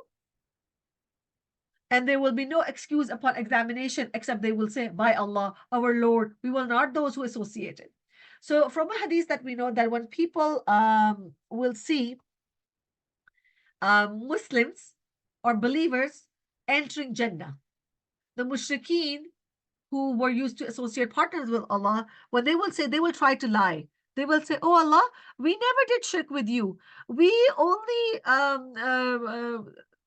asked help from them, but truly we actually believed in you as our God. And subhanAllah, I came across something of this in person with someone in which they were defending idol worshiping. And they were saying idol worshiping is not us worshiping the idols. We are worshiping the Spirit of God through the idol. So it's the play on words. Subhanallah, they're using the play on words in this dunya to justify it. And then the same play of words they will try to use on Yawm al-Qiyamah. Allah subhanahu wa ta'ala will obviously know what's in their heart. So Allah will say, see how they will lie about themselves. They're lying about themselves. And loss for them will be what they used to invent. And amongst them are those who listen to you, but we have placed over their hearts covering, meaning they're amongst these mushrikeen. Yeah, they're listening to you, but nothing is going in their hearts because they're listening to find faults in your speech, Ya Rasulullah. And amongst them are those who listen to you, but we have placed over their hearts covering, lest they understand it, and in their ears deafness. And if they should see every sign, they will not believe in it. Meaning they are so staunch in their shirk, they are so strict in their shirk that no matter what you do, they are not going to believe. Even when they come to you arguing with you, those who disbelieve you, this is not but legends of the former people. And they prevent others from Him and are themselves remote from Him, meaning they don't just do shirk themselves, they're telling others, they're misleading others to worship others. And they do not destroy except themselves, but they perceive it not. If you could but see when they are made to stand before the fire, meaning on Yawm al-Qiyamah, when these mushrikeen will be made to stand in front of the fire, they will say, oh, would that we could be returned to life on earth. فَقَالُوا يَا لَيْتَنَا, oh, we wish, نُرَدُّ, that we will be returned, وَلَا نُكَذِّبُ, if you return us now, or we will not deny بِآيَاتِ رَبِّنَا, of the virtues of our Rabb, وَنَكُونَ مِنَ الْمُؤْمِنِينَ, and we will become amongst the believers. The people, when they will be thrown into hellfire on Yawm al-Qiyamah, they will all ask to be taken back to the dunya. They will say, give us another chance. Give us another chance to go back and we will fix ourselves. بَلْ بَدَا لَهُمْ مَا كَانُوا يُخْفُونَ مِنْ قَبْلِ, but what they concealed before has now appeared to them. And even if they were returned, they would return to that which they were forbidden, and indeed they are liars. Allah subhanahu wa ta'ala is saying that no, they will not change. Even if they were to be brought back to the earth, they will stay in their path, the lifestyle they chose the first time. And they say there is none but our worldly life, but we will not be resurrected. they will continue to say this, that hayatuna dunya. I mean, we only live once. Let's chill and enjoy. Why are you so worried? And this is a statement that Allah recorded in the Quran. And this is the statement we hear all the time. Live your life, it only comes once. Enjoy to the fullest, to the maximum. Because hayatuna dunya, the life of the dunya is the only life. وَمَا نَحْنُ بِمَبْعُوثِينَ. We will not be raised up. There's nothing. We don't know what's going to happen to us after death. So enjoy to the fullest. Live it. This is the statement that people are literally living by. If you could but see when they will be made to stand before their Lord. So before, they would be made to stand before fire. And then now Allah is saying, if you could see when they will be standing in front of Allah. إِذَا وُقِفُوا عَلَىٰ رَبِّهِمْ قَالَ أَلَيْسَ هَذَا بِالْحَقِّ. He will say, is this not the truth? Allah will say to them, أَلَيْسَ هَذَا بِالْحَقِّ. Is this not the truth? Is this not what you were being denied? They will say, قَالُوا Bala wa Rabbina. Yes, by our Lord, this is the truth. He will say. Then Allah will directly say to them, because they're standing in front of him now, not in front of fire. Directly say to them, Qala. He will say, فَذُوقُوا. So taste. فَذُوقُوا الْعَذَابِ. So now taste the punishment. He's not saying go into hell. It's like teasing somebody. Yeah, now taste the result of your actions. فَذُوقُوا الْعَذَابِ. So taste the punishment بِمَا كُنْتُمْ تَكْفُرُونَ, because you used to disbelieve. قَدْ خَسِرَ الَّذِينَ كَذَّبُوا بِلِقَاءِ اللَّهِ. Those will have lost who deny the meeting with Allah, until when the hour of resurrection comes upon them unexpectedly, they will say, oh, how great is our regret over what we neglected concerning it. Ya hasratana, ya hasratana ala ma farratna fiha. Meaning we wasted time in this dunya. They will have regret. We had so much time, and what did we do? Ya Rabbi, we wasted everything. We had opportunity, we had help, yet we did not learn your deen, yet we did not dedicate our time to you, yet we were thinking we have enough time. We wasted watching movies, watching reels upon reels, and just neglected you. While they bear their burdens on their back. وَهُمْ يَحْمِلُونَ أَوْزَارَهُمْ عَلَى ظُهُورِهِمْ. The burdens of their deeds will be breaking their back. It will be put on their backs. The time wasting is a burden that we will carry on Yawm al-Qiyamah. أَلَا سَاءَ مَا يَزِرُونَ. Unquestionably, evil is that which they bear. وَمَا الْحَيَاةُ الدُّنْيَا إِلَّا لَعِبٌ وَلَهَبٌ. Highlight this ayah. Allah subhanahu wa ta'ala is saying, and the worldly life is nothing but an amusement and diversion. It's an illusion, a delusion. La'ib, it's a play, it's a playground. It's not reality.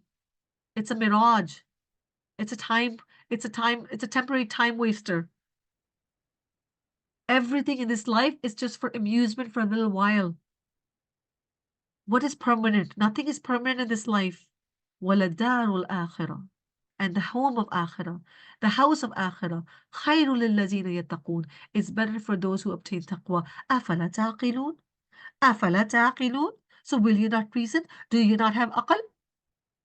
You know, the style of this ayah is that, and the wording that Allah is using after mentioning that the world of this dunya is only la'ib wa lahab, He says the house of Akhirah. And I wondered, why did He not say the life of Akhirah? He could have said, وَلَلْ حَيَاةُ الْآخِرَةِ. Just like He's saying, وَمَا الْحَيَاةُ dunya, right? He's saying the life of this dunya is amusement and diversion. But when He talks about Akhirah, He says, وَلَدَّارُ الْآخِرَةِ. Because in this dunya, we are obsessed with our homes. And we think a home is a permanent place for us. And we spend our entire lives making a home, establishing that home, passing on that home.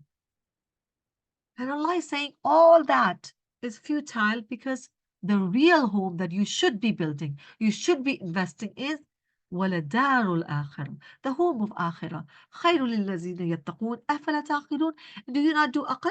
That you are spending all your time, because time is currency. You're spending all your time in establishing a home, an investment that is not going to last. So spend your time wisely in building a home, in investing in a home in Akhirah.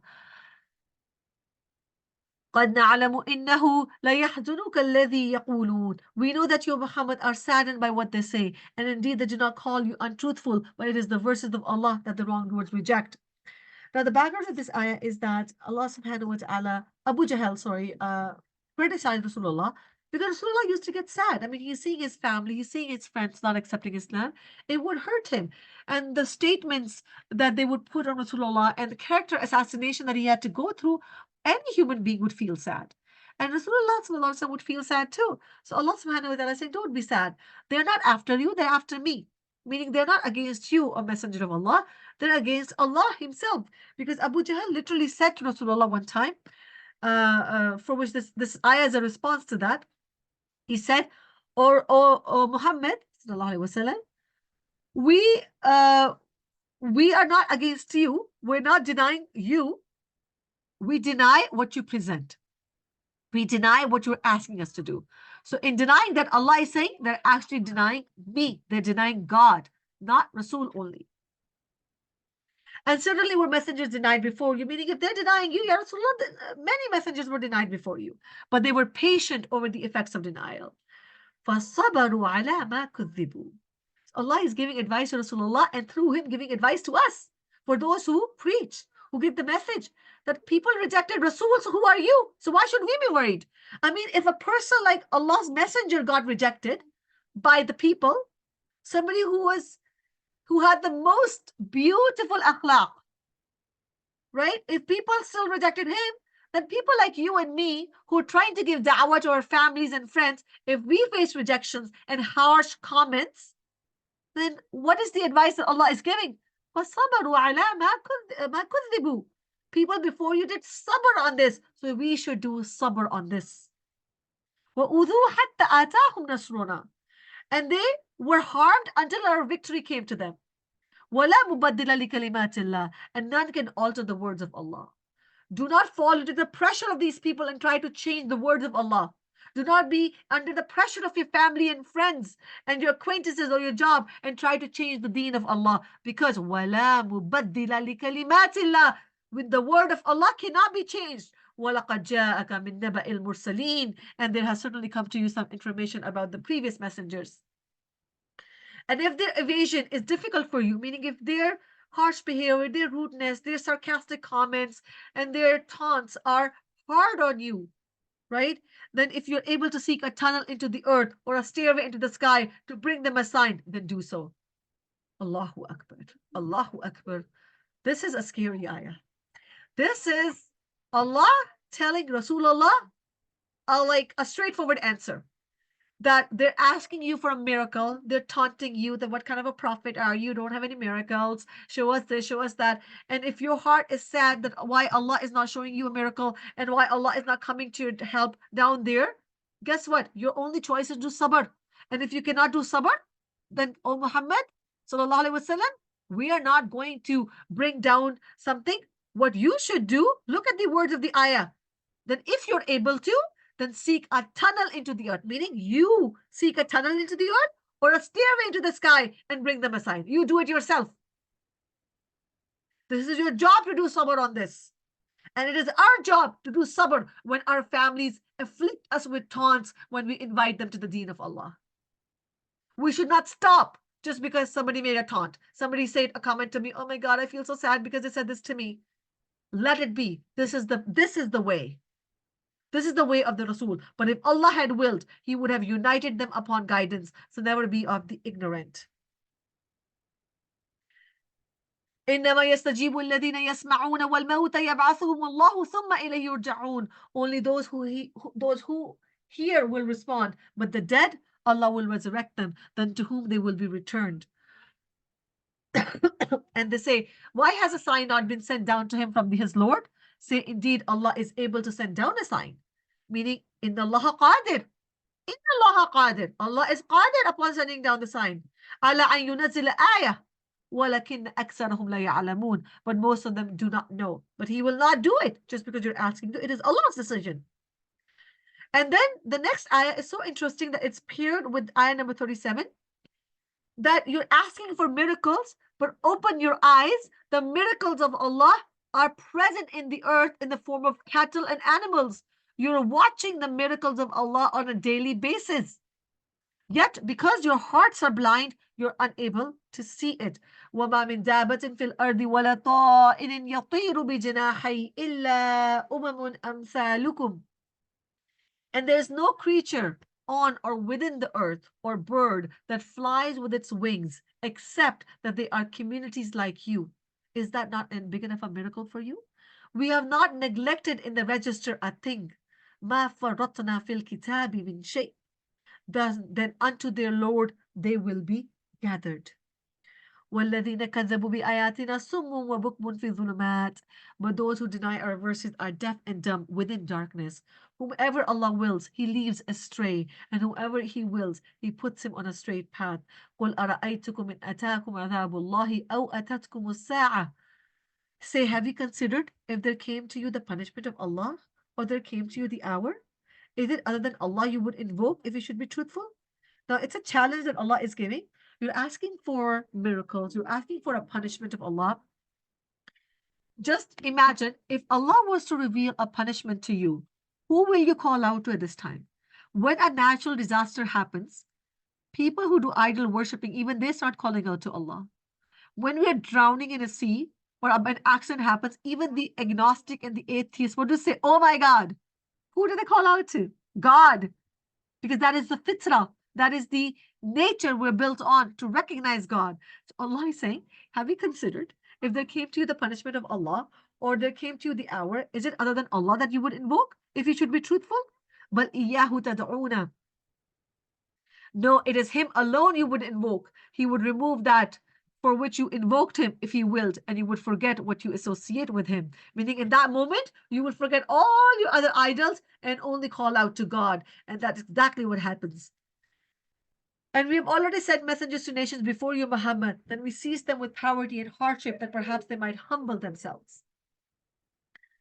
وَلَقَدْ أَرْسَلْنَا إِلَى أُمَمٍ مِّن قَبْلِكَ فَأَخَذْنَاهُمْ بِالْبَأْسَاءِ وَالضَّرَّاءِ لَعَلَّهُمْ يَتَضَرَّعُونَ.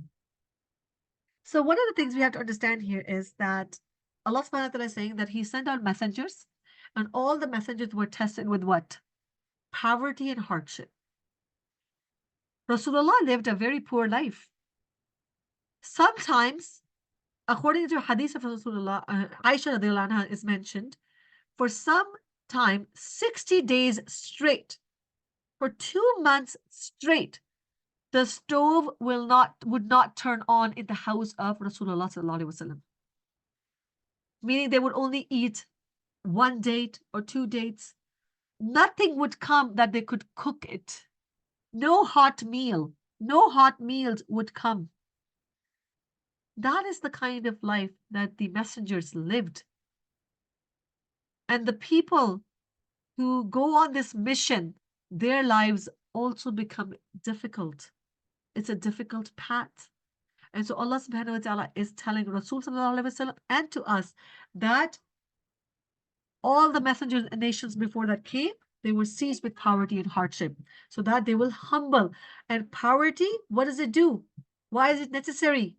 لَعَلَّهُمْ يَتَضَرَّعُونَ. It brings humility in us. It brings shukr in us. A person who is born with a silver spoon or a golden spoon, and they have never experienced any kind of difficulty or hunger, they're not going to develop humility. They become even more entitled.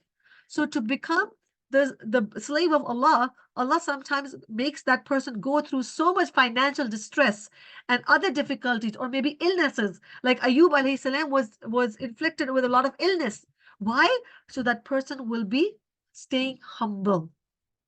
The excess of wealth and luxuries takes away humility from a person. Then why, when our punishment came to them, did they not humble themselves, but their hearts became hardened, and Shaitan made attractive to them that which they were doing? فَلَمَّا نَسُوا مَا ذُكِّرُوا بِهِ فَتَحْنَا عَلَيْهِمْ أَبْوَابَ كُلِّ شَيْءٍ حَتَّى إِذَا فَرِحُوا بِمَا أُوتُوا أَخَذْنَاهُمْ بَغْتَةً فَإِذَا هُمْ مُبْلِسُونَ. So when they forgot that by which they had been reminded, we opened to them the doors of every good thing, until when they rejoiced in it that they were given, we seized them suddenly, and then they were left in despair. Meaning, after difficulty, Allah subhanahu wa ta'ala would bring nations affluence to them. And when we go into affluence, they forgot Allah. And then suddenly when the punishment of Allah comes, then they're shocked. So the people that committed wrong were eliminated, and praise to Allah, Lord of the worlds. قل أرأيتم إن أخذ الله سمعكم وأبصاركم وختم على قلوبكم من إله غير الله يأتيكم به. Say, have you considered if Allah should take away your hearing and your sight and set a seal upon your hearts, which deity other than Allah could bring them back to you? Look how we diversify the verses so that they will, and then they still turn away. We give them so many examples to think. And think about this. If we become blind, we lose our sight, we cannot get it back unless if Allah decides it for us to get it back. Right? If somebody cuts her limb, yeah, we can put a 3D arm on, but the limb will not grow back. If our foot is taken away, it gets cut, it's amputated, the foot will not grow back. We will get an artificial support, but we will never get the original that we lost. قل أرأيتكم إن أتاكم عذاب الله بغتة أو جهرة هل يهلك إلا القوم الظالمون. Say, have you considered if the punishment of Allah should come to you unexpectedly or manifestly, will any be destroyed but the wrongdoing people? وَمَا نُرْسِلُ الْمُرْسَلِينَ إِلَّا مُبَشِّرِينَ وَمُنذِرِينَ. And we send not the messengers except as bringers of good tidings and warners. So whoever believes and reforms, there will be no fear concerning them, nor will they grieve.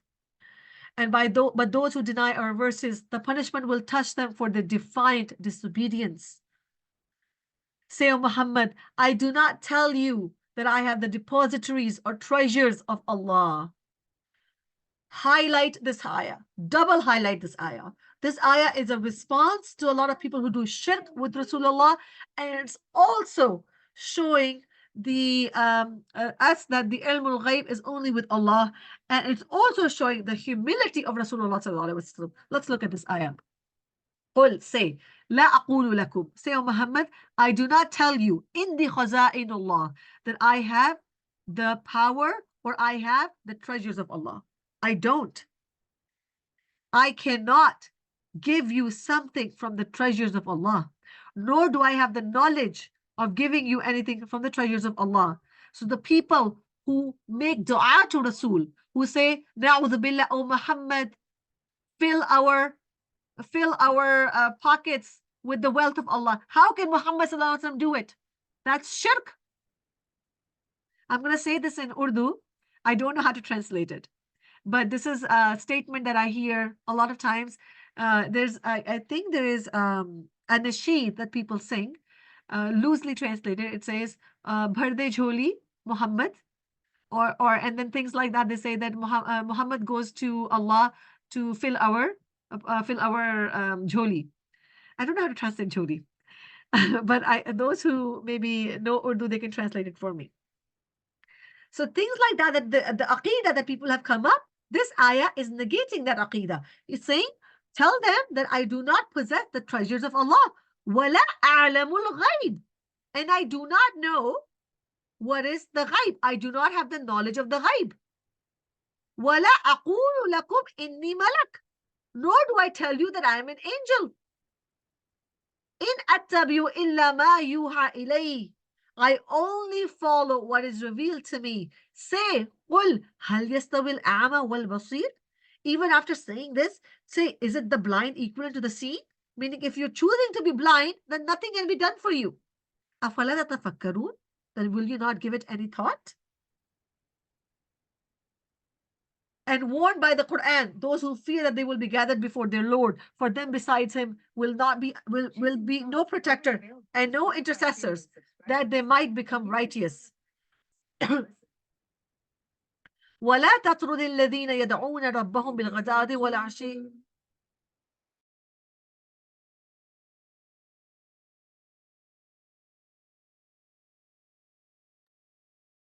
Sorry about that. وأنزل به الذين يخافون أن يهشروا. And warned by the Quran those who fear that they will be gathered before their Lord, for them besides him will be no protector and no intercessor, and they might become righteous.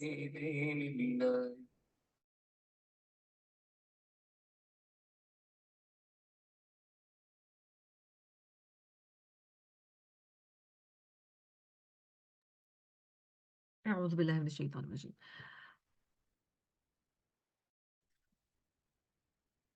ولا تطرد الذين يدعون ربهم بالغداة والعشي. And do not send away those who call upon their Lord morning and afternoon, seeking his countenance. Not upon you is anything of their account, and not upon them is anything of your account. So were you to send them away, you would then be of the wrongdoers. Ayah number 52 is referring to that when, first a direct message obviously to Rasulullah and then to us, that when the message of the deen is given, the people who accept the deen, first and foremost, are the poor in society, are the ones who are distressed or have some kind of difficulty in their life, so they're turning to Allah.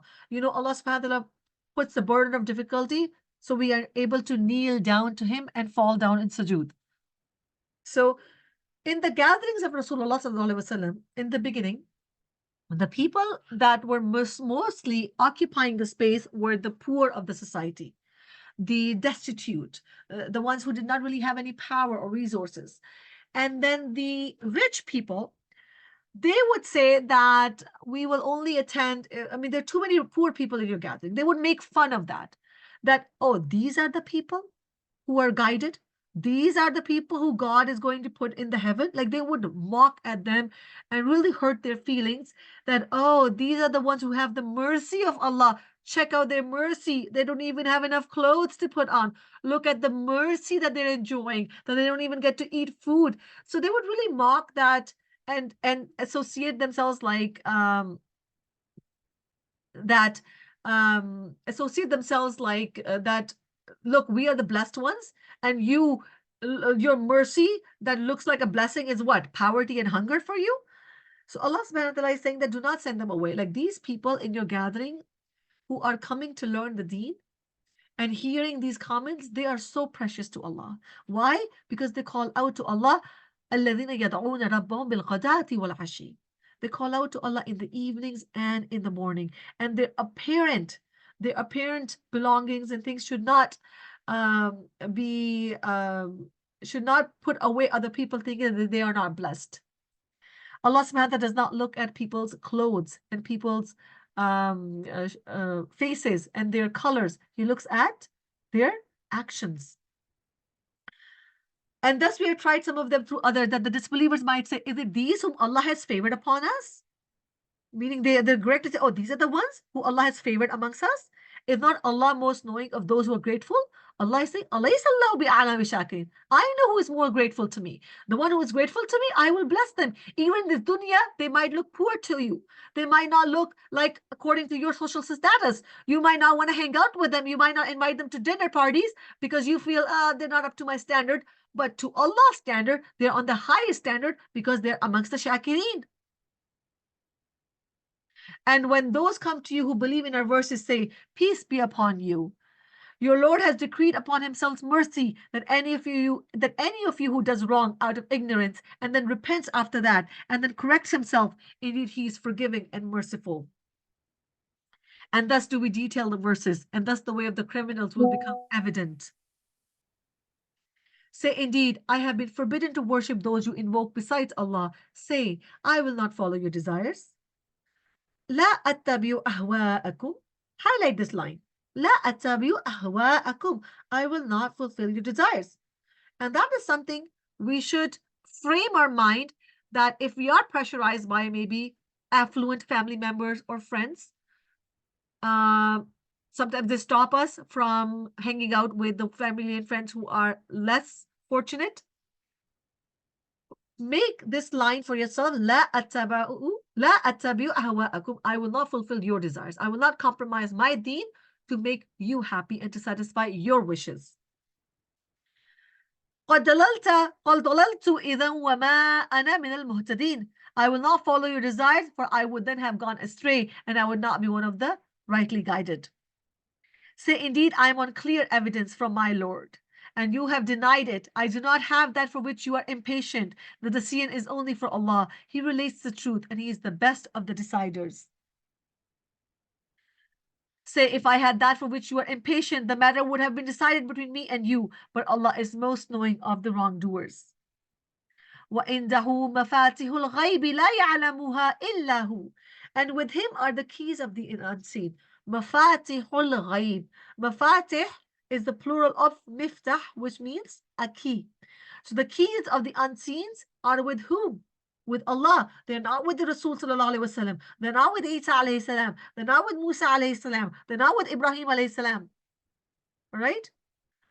And he knows what is on the land and in the sea. Not a leaf falls, but he knows it, and not a grain is within the darkness of the earth, and no moist or dry thing, but that it is written in a clear record. Highlight this ayah for yourselves. It's a beautiful ayah. Amongst the Miftahul Ghaib, from a hadith we know that there are 5 keys of the unseen that only Allah knows and nobody else knows. And the 5 of them are, number 1, the knowledge of the Day of Judgment. When it will happen, right? This knowledge of the Day of Judgment is only with Allah. Second key, the knowledge of the rain. When will it rain? When it rains, this knowledge is also only with Allah subhanahu wa ta'ala. Thirdly, the knowledge of the womb. What's inside the womb before it turns into anything, before the science can even tell whether it's a boy or a girl. The knowledge of the womb, how long will this boy or girl will live? What color will they have? All of that information is the knowledge of the unseen that only Allah has the true knowledge of. Thirdly, what will happen tomorrow and the future? Only Allah has knowledge of that. The miftah ul ghaib is only with Allah. And the fifth thing is, when will you die? Sorry, where will you die? Your place of death. Nobody knows their place of death except Allah. And nobody knows someone else's place of death except Allah.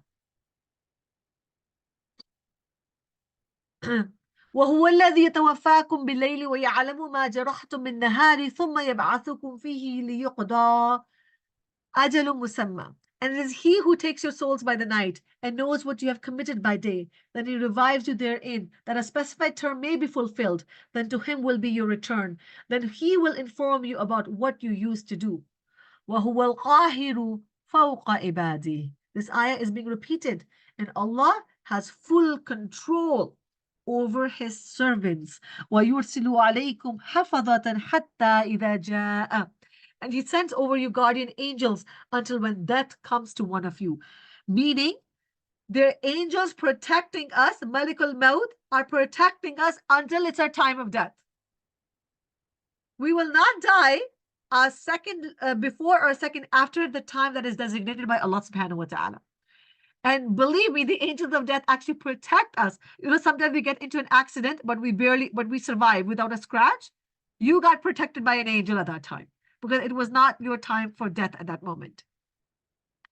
Our messengers take him, and they do not fail in their duties. ثُمَّ رُدُّوا إِلَى اللَّهِ مَوْلَاهُمُ الْحَقِّ. Then they, his servants, are returned to Allah, their true Lord. Unquestionably, his is the judgment, and he is the swiftest of the accounts. Inshallah, let's listen to the recitation of these ayat. Let's take a quick 2-3 minute break, and then we'll continue. I will play from ayah number 52, I believe.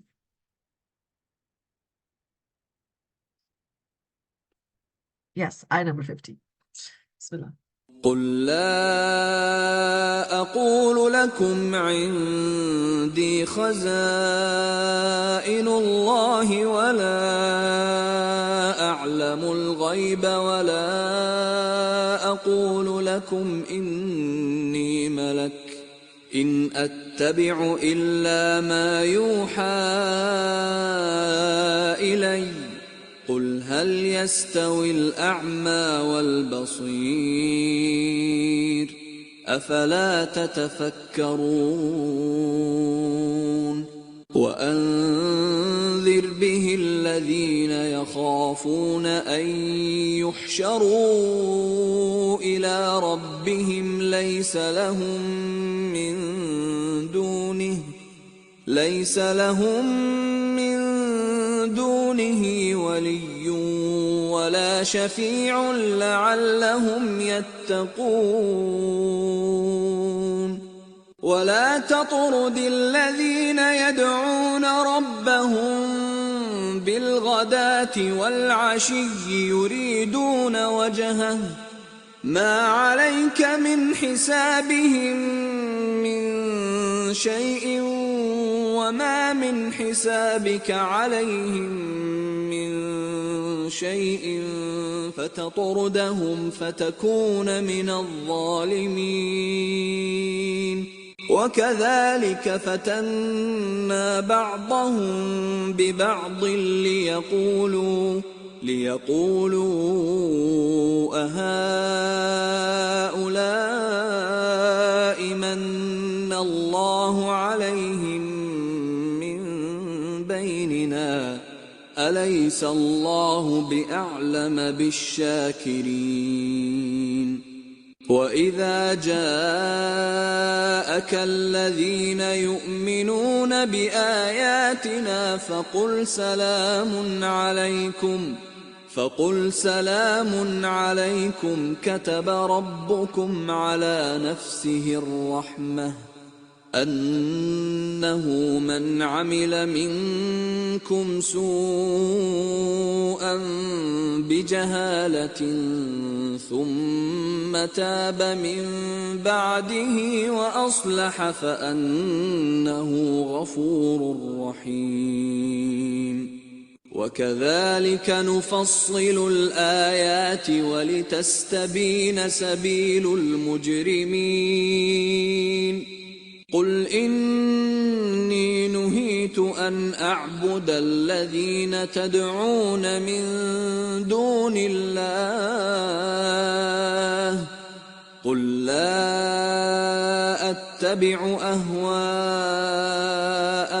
قد ضللت إذا وما أنا من المهتدين قل إني على بينة من ربي وكذبتم به ما عندي ما تستعجلون به إن الحكم إلا لله يقص الحق وهو خير الفاصلين قل لو أن عندي ما تستعجلون به لقضي الأمر بيني وبينكم والله أعلم بالظالمين وعنده مفاتح الغيب لا يعلمها إلا هو ويعلم ما في البر والبحر وما تسقط من ورقة إلا يعلمها ولا حبة في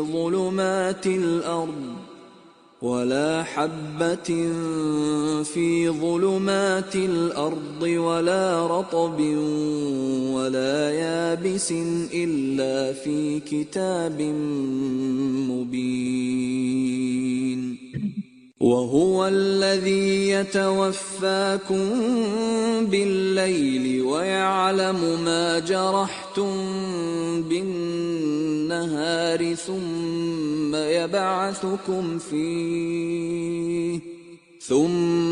يبعثكم فيه ليقضى أجل مسمى ثم إليه مرجعكم ثم ينبئكم بما كنتم تعملون وهو القاهر فوق عباده ويرسل عليكم حفظة حتى إذا جاء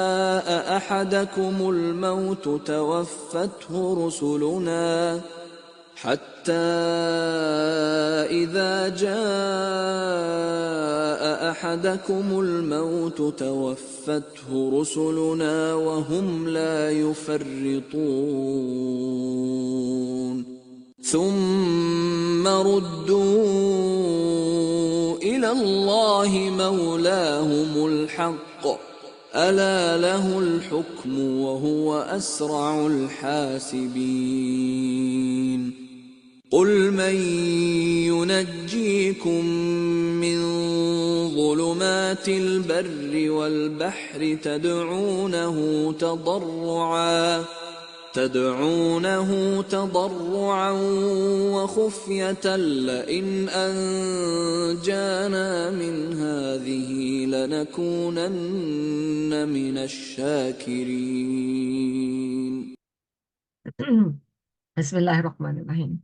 Say who rescues you from the darkness of the land and the sea when you call upon him, imploring aloud and privately.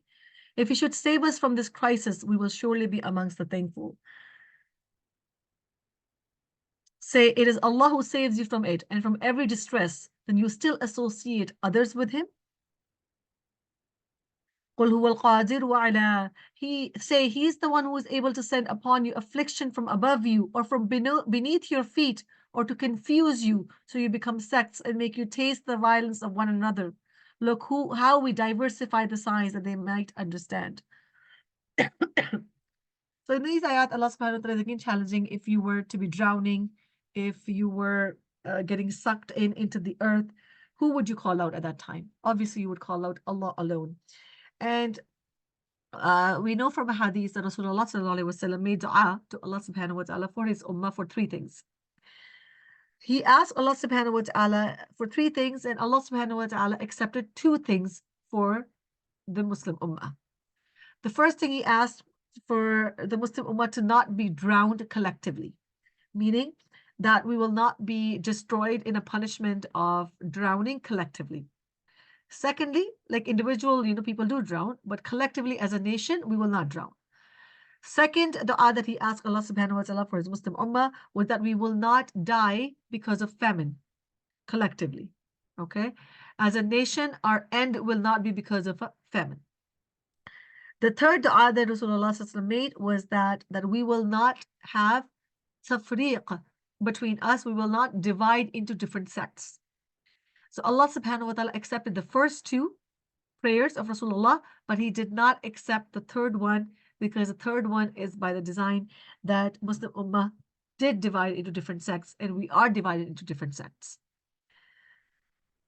So this is the division is in this ayah is mentioned that it is to test us. And this is something that has been mentioned before. And the division is sometimes as a test and also as a punishment for us staying away from the book. But your people have denied it while it is the truth. Say, I'm not over you a manager. قُلْ لَسْتُ عَلَيْكُمْ بِوَكِيلٍ لِكُلِّ نَبَأٍ مُسْتَقَرٍ وَسَوْفَ تَعْلَمُونَ. For every happening is a finality, and you're going to know, meaning everything that is going to happen is going to happen. It's written, it's mustaqar. وَإِذَا رَأَيْتَ الَّذِينَ يَخُوضُونَ فِي آيَاتِنَا. And when you see those who engage in offensive discourse concerning our verses, if you see those who are making fun of our verses, they are being offensive towards our ayat, they're mocking them, right? What should you do? فَأَعْرِضْ عَنْهُمْ. A'rid, do irad, do go away, turn away from them, leave that place. Then turn away from them until they turn into another conversations. Now, another important lesson that we learned from this ayah for our gatherings. Unfortunately, before, it was the non-Muslims who used to criticize the deen. In today's time, a lot of Muslims who don't have the knowledge of the deen, and I see this happening in our gatherings, at iftar parties, at dinner parties, at tea parties, the men are conversing and the women are conversing, and they're discussing Allah and His Kitab as a joke. They're making fun of the injunctions of ayat, be it for marriages, be it Jannah. We have made jokes about heaven and hell and the ulama and things like that. This is forbidden.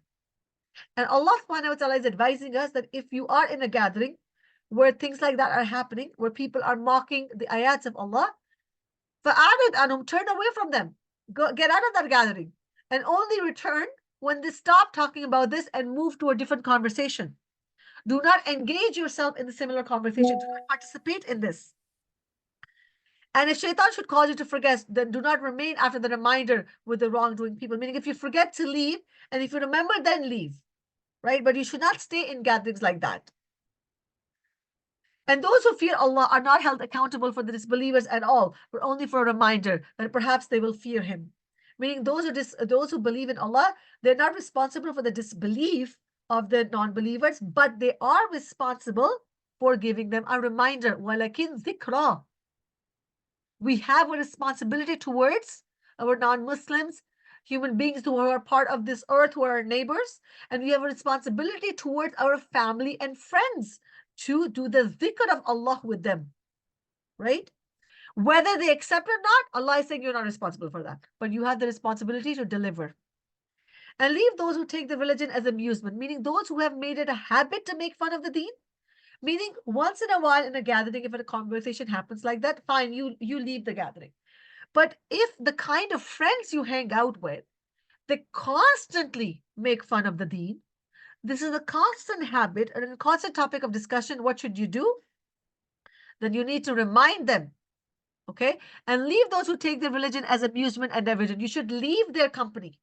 Leave the وَذَرِ الَّذِينَ. You should not be hanging out with them. And whom the worldly life has deluded, but remind with the Quran. And remind them with the Quran. وَذَكِّرْ بِهِ. Lest a soul be given up to destruction for what it has earned. It will have other than Allah no protector and no intercessor. And if it should offer every compensation, it would not be taken from it. Those are the ones who are given to destruction for what they have earned. For them there will be a drink of scalding water, a hot water, for those who make fun of the deen. What kind of punishment will they have? Lahum sharabun min hamim. Hamim, they will have the hottest, scalding hot water to drink, or a drink of the hellfire. وَعَذَابٌ أَلِيمٌ. And a severe punishment, painful punishment. Alim means painful. بِمَا كَانُوا يَكْفُرُونَ, because the kufr they used to disbelieve in. So what we learned, do not make fun of the deen and do not let others make fun of the deen. And if you're part of the gatherings, leave them and advise those people through the Quran. And obviously, as a response, they're going to say something to you. They're going to taunt you. So what do you do? What we learned previously in the surah. We do isbir. We do sabr. Say, shall we invoke instead of Allah that which neither benefit us nor harms us, and be turned back on our heels after Allah has guided us? We would then be like one whom the devils entice to wander upon the earth confused, while he has companies inviting him to guidance. Come to us. Say, indeed the guidance of Allah is the only guidance, and we have been commanded to submit to the Lord of the worlds. وَأَقِيمُوا الصَّلَاةَ وَاتَّقُوهُ وَهُوَ الَّذِي إِلَيْهِ تُحْشَرُونَ. And to establish prayer and fear Him, and it is He to whom you will be gathered. To whom will be gathered? وَهُوَ الَّذِي خَلَقَ السَّمَاوَاتِ وَالْأَرْضِ. The one who created the heavens and the earth in truth, بِالْحَقِّ. And the day He says, be, and it is. His word is the truth. قَوْلُهُ الْحَقِّ. Allah's kalam is haqq. This kitab is haqq. His Jannah is haqq. His hell is haqq. His promise is haqq. His punishment is haqq. His reward is haqq. وَقَوْلُهُ الْحَقِّ وَلَهُ الْمُلْكُ يَوْمَ يُنْفَخُ فِي الصُّورِ. And His is the dominion on the day the horn is blown. He is the knower of the unseen and the witnessed, and He is the wise and the acquainted. عَالِمُ الْغَيْبِ وَالشَّهَادَةِ وَهُوَ الْحَكِيمُ الْخَبِيرُ. وَإِذْ قَالَ إِبْرَاهِيمُ لِأَبِيهِ آزَرَ. Now here the story of Ibrahim alayhi salam starts, and Azar was his father. And his father was not just an idol worshipper. Ibrahim alayhi salam's father used to craft the idols and used to distribute them and sell them. That was his profession. He was a craftsman of idols. So mention of Muhammad when Ibrahim said to his father, Azar, do you take idols as deities? Indeed, I see you and your people to be in manifest error. And thus did we show Ibrahim the realm of the heavens and the earth, that he would be amongst the certain in faith. So when the night covered him, meaning when the night came, Ibrahim alayhi salam was an intelligent man. He started doing tafakkur and tadabbur. And he looked at the star and he said, this is my Lord. Meaning the star is shining, this must be my Lord. But when the star set, he said, I do not like those that disappear, meaning God cannot disappear. قَالَ لَا أُحِبُّ الْآفِلِينَ. I do not like those that disappear, that cannot stay persistent. And when he saw the moon rising, Ibrahim said, this is my Lord. This must be God. But when it set, he said, unless my Lord guides me, I will surely be amongst the people gone astray. He sees that the moon is all that disappears, so he makes this dua that if Allah doesn't guide me, I will be amongst the wrongdoers. So he's looking for guidance. He's looking in the sky for signs for guidance. فَلَمَّا رَأَى الشَّمْسَ, and when he saw the sun rising, he said, "This is my Lord." قَالَ هَذَا رَبِّي هَذَا أَكْبَرُ. This is really big. This must be my God. فَلَمَّا أَفَلَتْ, but when it set, but the sun set as well. قَالَ, he said, يَا قَوْمِ إِنِّي بَرِيءٌ مِّمَّا تُشْرِكُونَ. He said to all my people, indeed, I am free from what you associate with Allah. From this, we learned that Ibrahim's people used to worship the sun and the moon and the stars as well, and the idols as well, different beings. So after, when the sun set, Allah guided him and he said, I completely disassociate myself from all the things that you worship because none of them are God. God is not like this. And then he said this beautiful dua. Please highlight this. Inni wajahtu wajhiya lilladhi. Indeed, I have turned my face to the one fatara samawati wal ard, that has created the heavens and the earth, hanifan, inclining towards the truth. Truthfully, humbly, sincerely, I have turned my face to Allah, the one who created the heavens and the earth, the one who created the sky, the star, the moon, and the sun that you guys are worshiping. And Hanif, Ibrahim's, one of his names are also Hanif, because he was very focused in his worship towards Allah. وَمَا أَنَا مِنَ الْمُشْرِكِينَ, and I am not amongst the mushrikeen. So highlight this. We should all say this ayah and memorize it. And his people argued with him. So when he said this to his people, obviously they did not like it because they were deeply in love with the worship of the idols. He said, Ibrahim alayhi salam said, do you argue with me concerning Allah while he has guided me? And I fear not what you associate with him. Meaning, I am not afraid of what you are worshipping. I'm not afraid of your gods. Because they said to him, oh, you are offending our gods. How can you offend our gods? They will incur their wrath upon you. So Ibrahim said, I'm not afraid of your gods, what you worship. They're not really gods. I fear not what you associate with him and will not be harmed. And I will not be harmed unless Allah intends for me to be harmed. My Lord encompasses me. وَسِيَ رَبِّ كُلَّ شَيْءٍ عِلْمًا. My Lord encompasses all things in knowledge. أَفَلَا تَتَذَكَّرُونَ. Then will you not remember? وَكَيْفَ أَخَافُ. And how can I fear? And how should I fear what you associate? While you do not fear that you have associated with Allah, that for which He has not sent down to you any authority, meaning you're telling me to fear your gods, when you should be the one fearing Allah. And how could you not fear Allah when you are associating with Him things that He did not give you any authority over?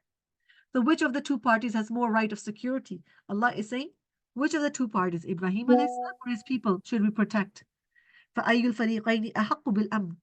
Who deserves aman and peace, Ibrahim or his people? In kuntum ta'alamun, if you should know. الذين آمنوا ولم يلبسوا إيمانهم بظلم أولئك لهم الأمن وهم مهتدون.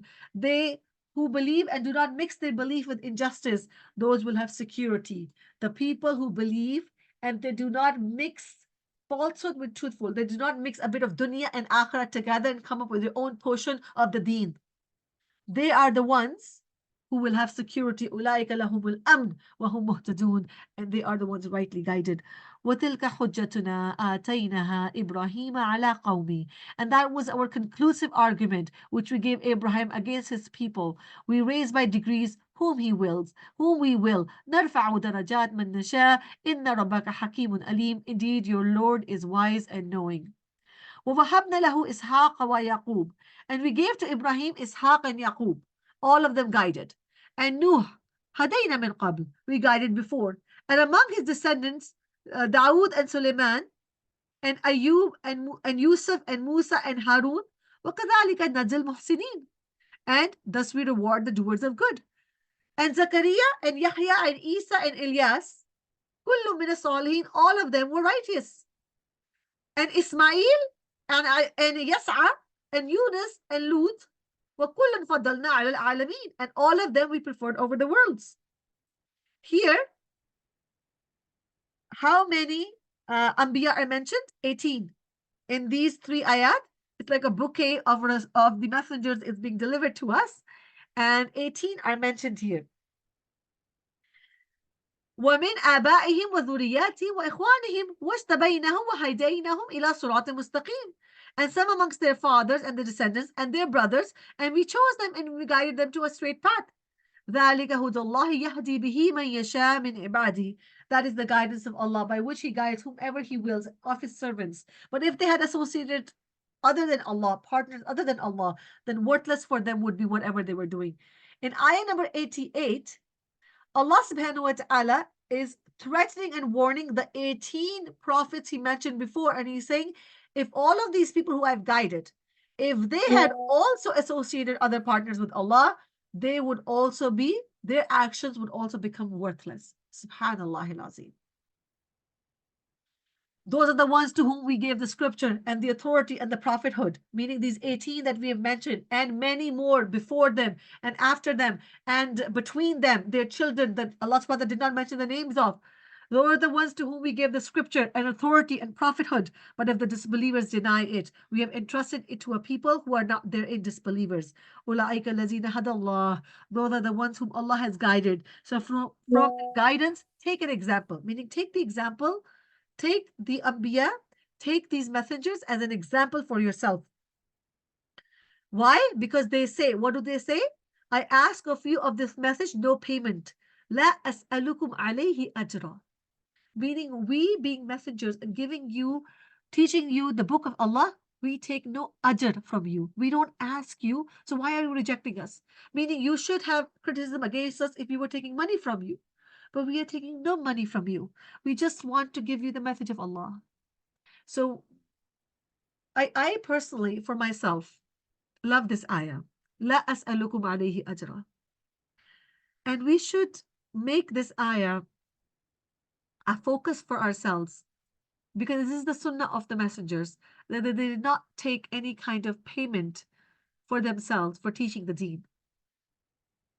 And even though it is allowed to take, we have to give payments to our scholars and our people of the deen, because that is their livelihood. There is no other way for them to earn the income, and we have been asked to do so, because remember, in just one or just two, we had this ayah that there should be a group amongst you whose whole purpose should be to teach the deen. So this is, as a profession, should be established, and we need to support them with an income that would encourage the youth to learn the deen. This is not against that. This is the personal catharsis, that when we do any work for the deen, our intention should not be to gain the respect of the people. Our intention should not be to gain the reward from the people by getting their approval. This is what this ayah is talking about. La as'alukum alayhi ajra. What should be that we get the approval of Allah and the respect of Allah and the love of Allah subhanahu wa ta'ala.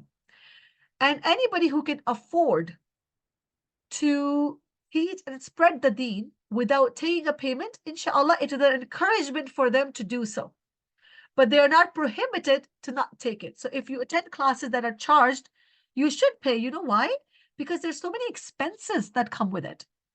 I personally run a school, and believe me, there are so many expenses in running schools, in running projects for the deen, right? They need money. When Allah subhanahu wa ta'ala talks about spend in the way of Allah, where are we supposed to spend? In these projects. What this ayah is talking about, everyone's personal, individual catharsis. That my work for the deen should not be for my personal benefit. If I am going to donate money for the sake of Allah, then that is only for the sake of Allah. Okay? I hope you understand the distinction between this, inshallah. And they did not appraise Allah with true appraisal when they said, meaning they did not do qadr of Allah. وَمَا قَدَرُ اللَّهَ حَقَّ قَدْرِهِ. People did not do qadr of Allah the way they should have done so. They did not recognize Allah. They did not appreciate Allah. They did not respect Allah. They did not love Allah the way it was His right to be. So they did not appraise Allah with true appraisal when they said Allah did not reveal to a human being anything. Say, who revealed the scripture that Moses brought us light and guidance to the people? You Jews make it into pages, disclosing some of it and concealing much, and you were taught that which you knew not, neither you nor your fathers. say Allah revealed it, then leave them in their empty discourse, amusing themselves. وَهَذَا كِتَابٌ أَنزَلْنَاهُ مُبَارَكٌ. And this is the book which we have sent down, blessed and confirming what was before it, that you may warn the mother of cities and those around it. Those who believe in the hereafter believe in it, and they are maintaining their prayers. And who is more unjust other than who invents a lie about Allah or says it has been inspired to me, while nothing has been inspired to him, and the one who says, I will reveal something like that what Allah revealed. This ayah is referring to the false prophets. People who claim that, there's some people who even say, oh, Jesus spoke to me, or he came to my dream and he told me. People like that. And people who say that I saw Allah in my dream, or I saw, I have been told, a voice came to me. Allah is subhanahu wa ta'ala saying, I don't do any of that stuff.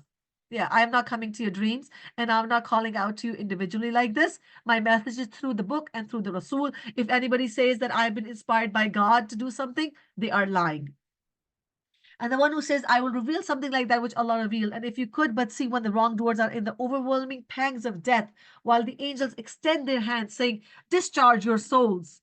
Today you will be awarded the punishment of extreme humiliation for that you used to say against Allah other than the truth, and that you were towards his verses being arrogant. It will be said to them, and you have certainly come to us alone as we created you the first time. وَلَقَدْ جِئْتُمُونَ فُرَادَى كَمَا خَلَقْنَكُمْ أَوَّلَ مَرَّةٍ.